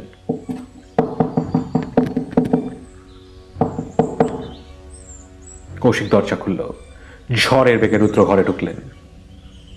তারপর কৌশিককে বললেন, 2 কাপ কফি অর্ডার কর। কৌশিক ফোন তুলে কফি অর্ডার দিল। কয়েক মিনিটের মধ্যেই জগজিৎ কফি নিয়ে এলো। রুদ্র কফিতে চুমুক দিয়ে জগজিৎকে বলল, वो रिसेप्शनिस्ट बंगाली आज नहीं आया? सब पहले तो आए थे, फिर कुछ देर बाद निकल गए, अभी तक तो आए नहीं। मैनेजर साहब कहाँ है? वो तो किचन पर है। মিস্টার ভার্গবের ফোন এলো। উনি জানালেন প্রত্যুষ বাবুর বুকের ডান দিকে উপরের দিকে, মানে কাঁধের ঠিক নিচেই গুলিটা লেগেছে। ওনার ওটি হয়েছে, গুলি বার করে ফেলা হয়েছে, কিন্তু ওনার সেন্স নেই, আইসিইউতে আছেন। রুদ্র ওকে বলে ফোন ছাড়লেন। তারপর কৌশিককে বললেন, তুই রুমে থাক, কোথাও এখন ওস্তাদি করে বেরোবি না। আমি মিনিট 15 মধ্যে আসছি। ঠিক আছে। রুদ্র বেরিয়ে সিঁড়ি দিয়ে নিচে নেমে গেলেন। কৌশিক দরজা বন্ধ করে ছিটকিনি তুলে দিল। কৌশিক বুঝতে পারছে কিছু একটা ঘটতে চলেছে, তাই রুদ্র তার এত ব্যস্ততা। সে চুপ করে টিভি দেখতে লাগলো। রুদ্রদাকে এখন কিচ্ছু জিজ্ঞাসা করা যাবে না, খুবই গম্ভীর এখন। আধ ঘন্টার মধ্যেই রুদ্র ফিরে এলেন। কৌশিক দরজা খুলল। রুদ্র ঘরে ঢুকে দরজাটা ভালো করে বন্ধ করে কাকে যেন ফোন করলেন। কৌশিক টিভির দিকে তাকিয়ে কানটা খাড়া করে রাখলো। শুনল রুদ্রদা বলছেন, কাল বিকেল 4টে গ্রাউন্ড ফ্লোরের 101 নম্বর ঘরেই সবাই। ইয়েস, ওকে, গুড নাইট। রাতে আর কোনো কথা নয়। ডিনার খেয়ে সবাই যে যার ঘরে শুয়ে পড়লেন। রুদ্রদা এখনো ভীষণ গম্ভীর। কৌশিক ও রুদ্র ডিনার খেয়ে সোজা ঘুমের দেশে। কৌশিক দেখল রুদ্রদা শুয়েই নাক রাখতে শুরু করলেন। সে ভাবল, তবে কি রুদ্রদার কেসটা সলভ হয়ে গেল? এত নিশ্চিন্তে ঘুমাচ্ছে কি করে? যাক, সেও আর চিন্তা না করে ঘুমের দেশে পাড়ি দিল। পরদিন সকালে ঘুম থেকে উঠে ফ্রেশ হয়ে কফি খাওয়া হলো। কৌশিক দেখল রুদ্রদা ব্রেকফাস্ট খেতেও নিচে নামলেন না, রুমেই ব্রেকফাস্ট দিতে বললেন। ঠিক 9টায় মিস্টার ভার্গব ফোন করলেন। রুদ্রদা ওর সঙ্গে নিচু স্বরে কথা বললেন, সব ঠিক আছে তো? ডট 4টে মানে 4টে। আপনি জানাবেন লাঞ্চের পর ঠিক 1:30 ওকে? এরপর মিস্টার ভার্গব কি যেন একটা বললেন। তার উত্তরে রুদ্রদা বললেন, হ্যাঁ, আমার ফ্লাইট রাত ঠিক 10টায়। কৌশিক চমকে উঠল। ভাবল রাত 10টা ফ্লাইটে রুদ্রদা কোথায় যাবে? কলকাতা? তাহলে কি? রুদ্র ফোন ছেড়েই বললেন, কৌশিক, সব লাগেজ গুছিয়ে রাখ, রাত 10টা ফ্লাইটে আমরা কলকাতা ফিরবো। কৌশিক হতভম্ব হয়ে বলল, খুনি কি তাহলে ধরা পড়ে গেছে? ধৈর্য ধর, নাটকের জবনিকা পাত আজই হবে। ঠিক 12টার সময় মিস্টার ভার্গব আবার ফোন করে জানালেন, প্রত্যুষ হসপিটালের আইসিইউতে আছে, কোনো সেন্স নেই। ওই অবস্থায় ডাক্তার সেজে কে যেন ঢুকে তাকে গুলি করার চেষ্টা করে। কর্তব্যরতা 4 জন নার্সকে রিভলভার দেখিয়ে চুপ থাকতে বাধ্য করে। হঠাৎই তার পেছনে একজন নার্স আইসিইউতে ঢুকে পড়ে এবং চিৎকার করে ওঠে। তখন সে তাকে ধাক্কা দিয়ে ফেলে দিয়ে ছুটে পালায়। হসপিটালে হই হই পড়ে গেছে, কিন্তু কালপিটকে ধরা যায়নি। রুদ্র বললেন, সিসিটিভি ফুটেজটা আনার ব্যবস্থা করুন। দুপুর 1টায় লাঞ্চ সার্ভ হলো নিচে ডাইনিং হলে। ঠিক 1:30টায় মিস্টার ভার্গব ওখানে এসে সবাইকে জানালেন, 4টে 101 নম্বর রুমে সবাইকে আসতে হবে। 4টে বাজার 2 মিনিট আগেই মোটামুটি সবাই এসে গেছেন একতলার 101 নম্বর রুমে। ডাক্তার দম্পতি, পাঞ্জাবি কাপল, রুদ্র, কৌশিক, ম্যানেজার মিস্টার প্রসাদ, সবশেষে 4:10 এলেন মিস্টার ভার্গব। মিস্টার ভার্গব এসেই বললেন ওনার আসতে দেরি হওয়ার জন্য উনি দুঃখিত। সবাই সোফা এবং চেয়ার ইত্যাদিতে ছড়িয়ে ছিটিয়ে বসেছেন। মিস্টার রুদ্রজিৎ সেন এবার উঠে দাঁড়িয়ে ঘরের মাঝখানে কয়েক পা হেঁটে নিয়ে তারপর বললেন, আপনারা সবাই জানেন, গত কয়েকদিন আগে মিস্টার টি সুব্রমণ্যম তার এই হোটেলের রুমে মর্মান্তিকভাবে খুন হয়েছেন। খুনটা হয়েছে দুপুর 2টো থেকে 4টের মধ্যে। ঠিক তারপরের দিনই ওই একই রকমভাবে এই হোটেলের একজন ওয়েটার বা রুম সার্ভিস বয়, যার নাম ছিল মনোজ, সে খুন হয় হোটেলের ভেতরেই একতলার ওয়াশরুমের সামনে। ফরেনসিক বিশেষজ্ঞদের মত এই খুনটাও এই একই পদ্ধতিতে খুব কাছ থেকে মাত্র 5 ফুট দূরত্ব থেকে গুলি করে খুন করা হয়, ভোর 3টে থেকে 5টার মধ্যে। এগুলো আপনারা জানেন, কিন্তু যেটা জানেন না সেটা হলো খুনি তার 3 নম্বর খুনটাও প্রায় করে ফেলেছিল। একটুর জন্য প্রত্যুষ নামের ছেলেটা বেঁচে যায় খুনির হাত থেকে। প্রত্যুষ এখন হসপিটালে আইসিইউতে। শুধু তাই নয়, তাকে আজ সকালেও মার্ডারের চেষ্টা হয়েছিল হসপিটালে ঢুকে। একজন লোক ডক্টর সেজে মুখে বড় ধরনের মাস্ক পরে আইসিইউতে ঢোকে, সেখানে কর্তব্যরত 4 জন নার্সকে রিভলভার দেখিয়ে ভয় দেখিয়ে দাঁড় করিয়ে রাখে। এরপর প্রত্যুষের দিকে গুলি তাক করার সময় আর একজন নার্স আইসিইউতে হঠাৎ ঢুকে আসে এবং সে সব কিছু দেখে ভয়ে চিৎকার করে ওঠে। তখন লোকটা তাকে ধাক্কা দিয়ে ফেলে, দৌড়ে বাইরে বেরিয়ে প্রচণ্ড গতিতে ছুটে পালায়। হসপিটালে হই হই পড়ে যায়, কিন্তু সে এত ক্ষিপ্র গতিতে দৌড়ায় যে কেউ কিছু বুঝে ওঠার আগেই সে বেরিয়ে পালিয়ে যায়। এখানে হসপিটালের সিসিটিভির ফুটেজ আছে, আপনারা দেখুন। মিস্টার ভার্গবের ইশারায় মিস্টার প্রসাদ উঠে টিভিটা অন করলেন। সবাই আশ্চর্য হয়ে সেই ফুটেজ দেখল। দেখা হওয়ার পর রুদ্র আবার উঠে দাঁড়িয়ে বললেন, খুনির সব রকম কার্যকলাপ আপনারা দেখলেন, তবে এটা বলে রাখি, সিসিটিভি ফুটেজে যাকে আপনারা মুখে মাস্ক পরে একজন ডাক্তারের ছদ্মবেশে হাতে রিভলভার নিয়ে দেখছেন, সে কিন্তু আসল খুনি নয়। আজকের এই কাজে খুনি তাকে ব্যবহার করেছে মাত্র, কিন্তু সাকসেস হতে পারেনি। ডাক্তার উঠে দাঁড়িয়ে বললেন, তাহলে বলছি, আসল খুনি হচ্ছেন এ কি? কোথায় চললেন মিস্টার প্রসাদ? মিস্টার প্রসাদ ঘর থেকে বেরিয়ে যাওয়ার চেষ্টা করছিলেন। সঙ্গে সঙ্গে 2 জন প্লেন ড্রেসের কনস্টেবল তাকে ধরে এনে সবার সামনে দাঁড় করালেন। রুদ্র বললেন, এই ম্যানেজার সাহেব মিস্টার প্রসাদই হচ্ছেন আসল খুনি। কি কি বলছেন আপনি? একেবারে ঠিক বলছি। কখনো না। আপনি আসলে খুনি ধরতে না পেরে আমাকে ফাঁসাচ্ছেন। আপনি এমনিতেই ফেঁসে গেছেন মিস্টার প্রসাদ, আর পালাবেন কোথায়? তার মানে আমি কেন খুন করতে যাব? সুব্রমণিয়াম একজন যথেষ্ট ভালো লোক এবং গায়ক ছিলেন, ওকে আমি কেন খুন করব? সে গায়ক ছিল বলেই আপনার শত্রু হয়ে উঠেছিল। মানে মানেটা আমি আপনাকে বুঝিয়ে দিচ্ছি। আপনার ছেলে শঙ্কর প্রসাদ একজন উঠতি সিঙ্গার, এ কথা ঠিক তো? হ্যাঁ, তাতে কি হয়েছে? আপনার ছেলে বলিউডে নামি দামি মিউজিক ডিরেক্টরদের সঙ্গে গান রেকর্ড করে এগিয়ে যাচ্ছিল, এমন সময় তার থেকে কিচ্ছুটা বয়সে বড় মিস্টার সুব্রমণ্যম গানের জগতে আসেন। উনি নিজের ট্যালেন্টের জোরে সমস্ত বড় বড় মিউজিক ডিরেক্টরদের কাজের অফার প্রায় ছিনিয়ে নেন। উনি এগিয়ে যেতে থাকেন। আপনার ছেলে শঙ্কর প্রসাদ ডিপ্রেশনের শিকার হন। আপনি গল্প তৈরি করছেন মিস্টার সেন। এই গল্পের প্রমাণ আছে মিস্টার প্রসাদ। এমন সময় রুদ্রের ইশারায় একজন কনস্টেবল বাইরে গিয়ে এক ভদ্রলোককে নিয়ে ঢুকলেন। দামি প্যান্ট শার্ট পরা, চোখে রিমলেস চশমা এক ভদ্রলোক ঢুকলেন। রুদ্র বললেন, একে চিনতে পারছেন মিস্টার প্রসাদ? প্রসাদ চুপ। রুদ্র আবার বললেন, ইনি হচ্ছেন মিস্টার রাকেশ চৌহান, বলিউডের বিখ্যাত প্রডিউসার। আপনি একে ফোন করেছিলেন শঙ্কর প্রসাদকে গানে ওর নতুন ফিল্মে সুযোগ দেওয়ার জন্য। উনি রাজি হননি। আপনি তখন ওনাকে বলেন সুব্রমণ্যমকে আপনি নাকি এই দুনিয়া থেকে সরিয়ে দেবেন, যেটা ওর ফোনের ভয়েস রেকর্ডারে রেকর্ড হয়ে যায়। সুব্রমণ্যমের মৃত্যু সংবাদ ছড়িয়ে পড়ার কয়েকদিন পর উনি আমার ফোন করে এই ব্যাপারটি বলেন। আমি ওনাকে এই রেকর্ডিংটা নিয়ে আসতে বলি। আপনি চাইলে শুনতে পারেন। শুধু আপনি কেন, সবাই শুনতে পারে। বলেছি বলে কি খুনটা আমি করেছি তার কোনো প্রমাণ আছে কি? আছে আছে, ধীরে বন্ধু ধীরে। আপনারা সবাই জানেন সুব্রমণ্যমকে গুলি করা হয়েছে বিদেশি রিভলভারের গুলি দিয়ে, খুব কাছ থেকে। এবার একজন কনস্টেবল ঘরে একটা বড় রুমাল মোড়া একটা রিভলভার নিয়ে ঢুকলো। তারপর সেটা টেবিলে রাখলো। রুদ্র রুমালের বাঁধন খুলে দিলেন। তারপর বললেন, কি মিস্টার প্রসাদ, চিনতে পারছেন রিভলভারটা? মিস্টার প্রসাদ চমকে উঠলেন। চমকে উঠেও নিজেকে সামলে নিয়ে চুপ করে রইলেন।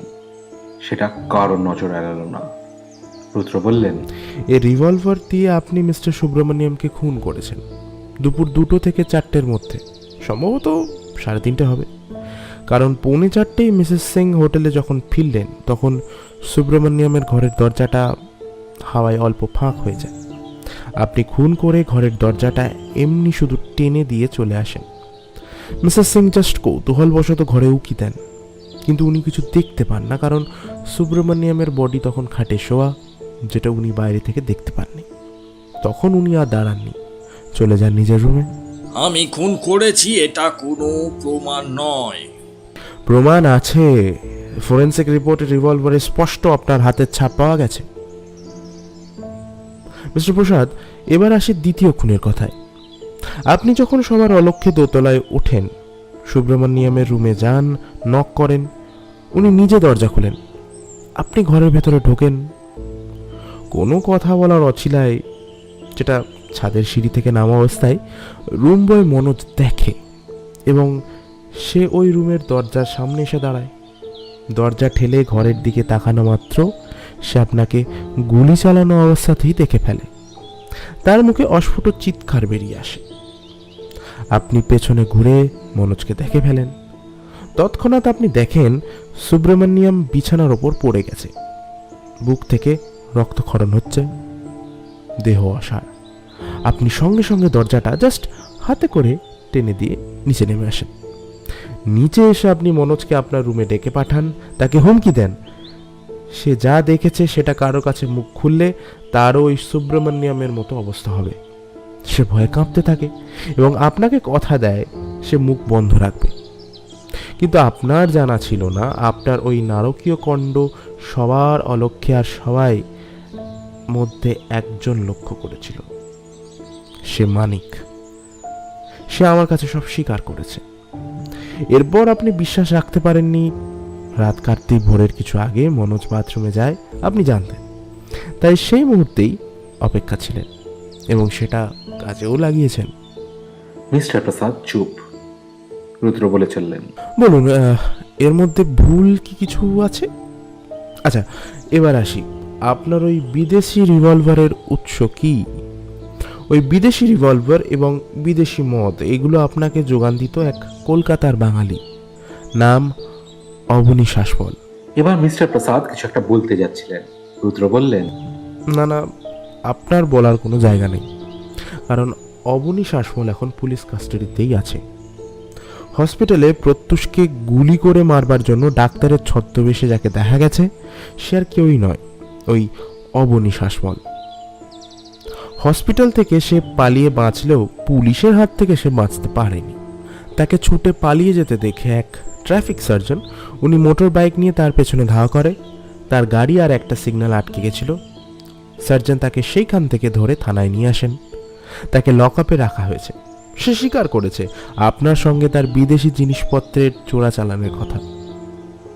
সে এক্সপোর্ট ইম্পোর্টের ব্যবসা করে, কিন্তু সবটাই অসৎ পথে। তাই কলকাতায় সে আমার বাড়ির পাশে থাকলেও আমাকে মোটামুটি এড়িয়ে চলত। সে আমার থেকে শুনেছিল আমার দিল্লির আসার কথা, আমার সঙ্গে একই ফ্লাইটে আসবে বলেছিল। কিন্তু যে মুহূর্তে সে আপনার থেকে শুনল আপনার হোটেলে আমার নাম, আমার আসার কথা, তখনই সে তার যাত্রাপথ পরিবর্তন করে। আমি এখান থেকে কলকাতা এয়ারপোর্টে যোগাযোগ করে জানতে পারি ওই দিন ওই একই সময়ে দিল্লি এবং ব্যাঙ্গালোরের দুটো ফ্লাইট ছাড়ে কলকাতা এয়ারপোর্ট থেকে। ব্যাঙ্গালোরগামী ফ্লাইটে অবনী শাসমল নাম পাওয়া যায়। সে একই সময়ের ফ্লাইটে ব্যাঙ্গালোর চলে যায় এবং রাতের ফ্লাইটে আবার দিল্লি চলে আসে। এদিকে সুব্রমণ্যম দিল্লিতে প্রোগ্রাম করতে আসছেন, এই খবর আপনি জেনে যান এবং শঙ্কর প্রসাদের বাবা হিসেবে আপনি তাকে এই হোটেলে আসার জন্য ইনভাইট করেন, যেটা আমি সুব্রমণ্যমের সেক্রেটারির সঙ্গে ফোনে যোগাযোগ করে জানতে পারি। সুব্রমণ্যম হাসি মুখেই আপনার প্রস্তাব মেনে নেন এবং এই হোটেলে আসেন। আপনি তার মৃত্যু ফাঁদ পেতে রাখেন সেটা তো সে আর জানতো না। তার রুমের ব্যালকনির দরজার ছিটকিনি ভেঙে রাখেন যাতে ব্যালকনি দিয়ে যে কেউ এসে তাকে খুন করতে পারে। আমিও একই দিনে এসেছি, তাই আপনি আর দেরি করতে চাননি, কারণ আমার পরিচয় আপনি অবনীর থেকেই জেনে যান। খুনের ব্যাপারে আপনি সাহস পাননি, তাই অবনীকেই কাজটা করতে বলেন। সেদিন রাত্রে বৃষ্টি হয়েছিল। বাগানের পেছনের গেটে আপনি আগে ভাগেই অল্প খোলা রেখেছিলেন।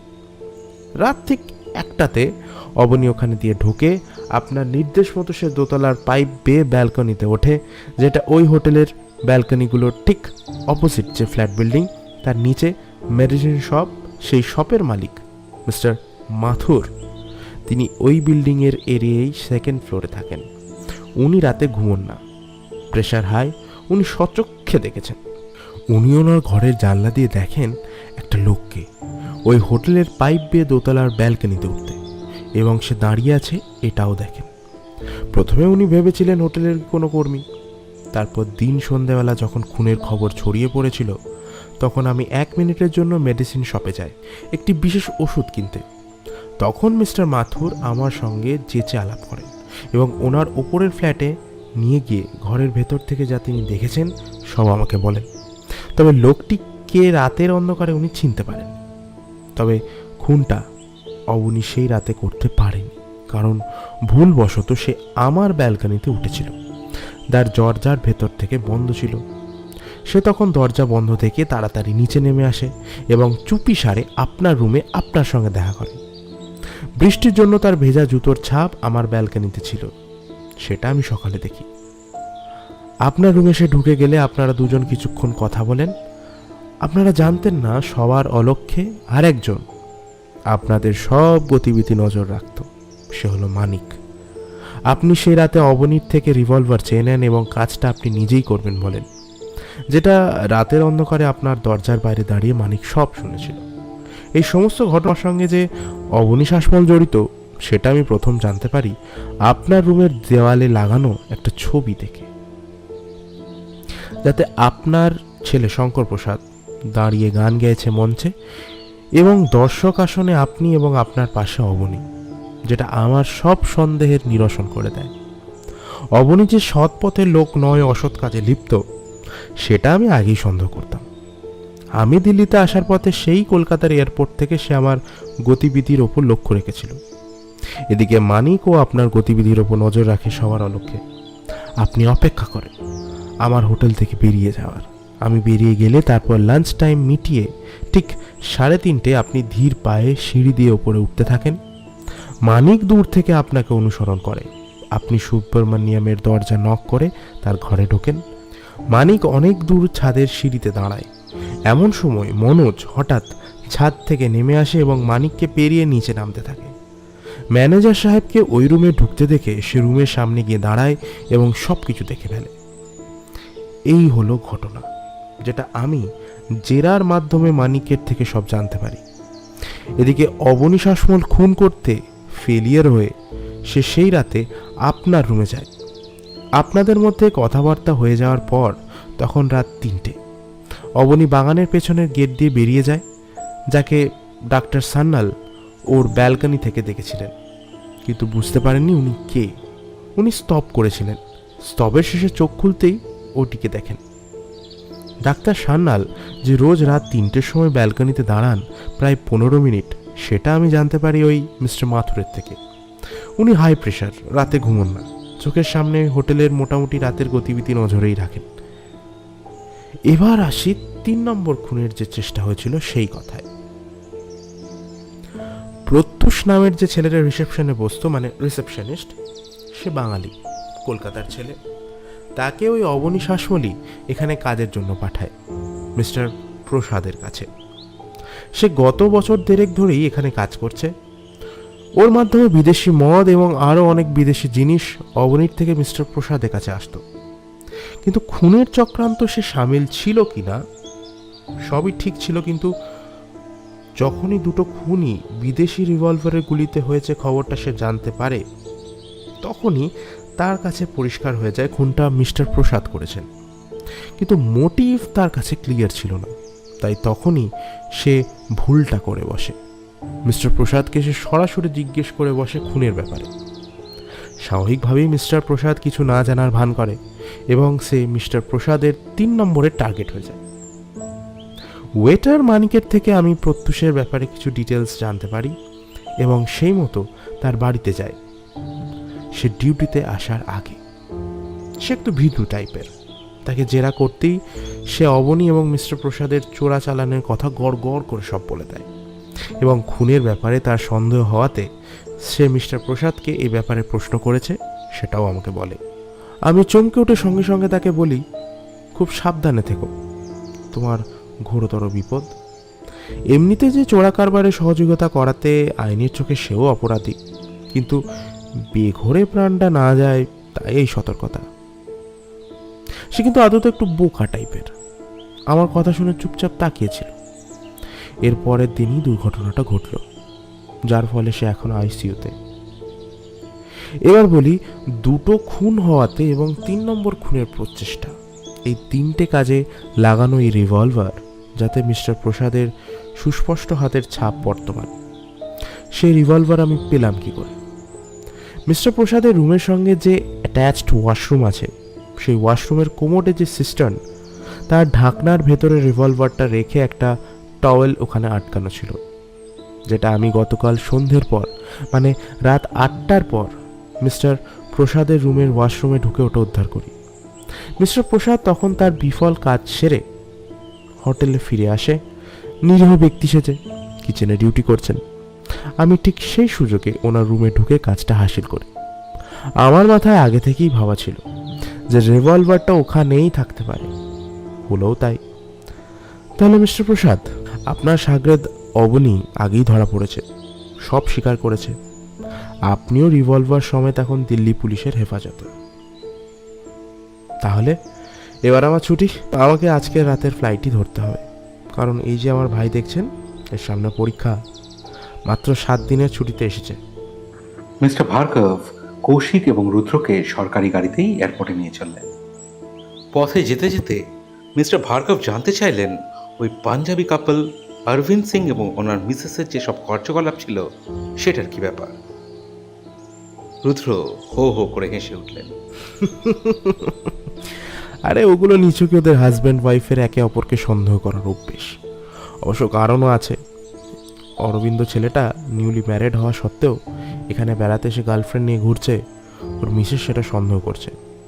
এইসব ব্যাপার আর কি। হোটেলের ওয়েটাররা সেটা দেখেছে, সেই নিয়েই জল্পনা। এটা সম্পূর্ণ আলাদা ঘটনা, এর সঙ্গে খুনের কোনো সম্পর্ক নেই।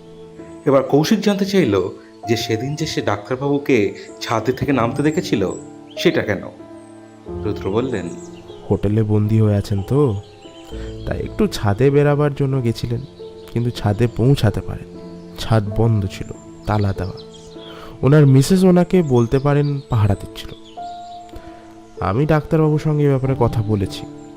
এয়ারপোর্টে পৌঁছে মিস্টার ভার্গবকে হাত নেড়ে রুদ্র ও কৌশিক ভিতরে চলে গেল।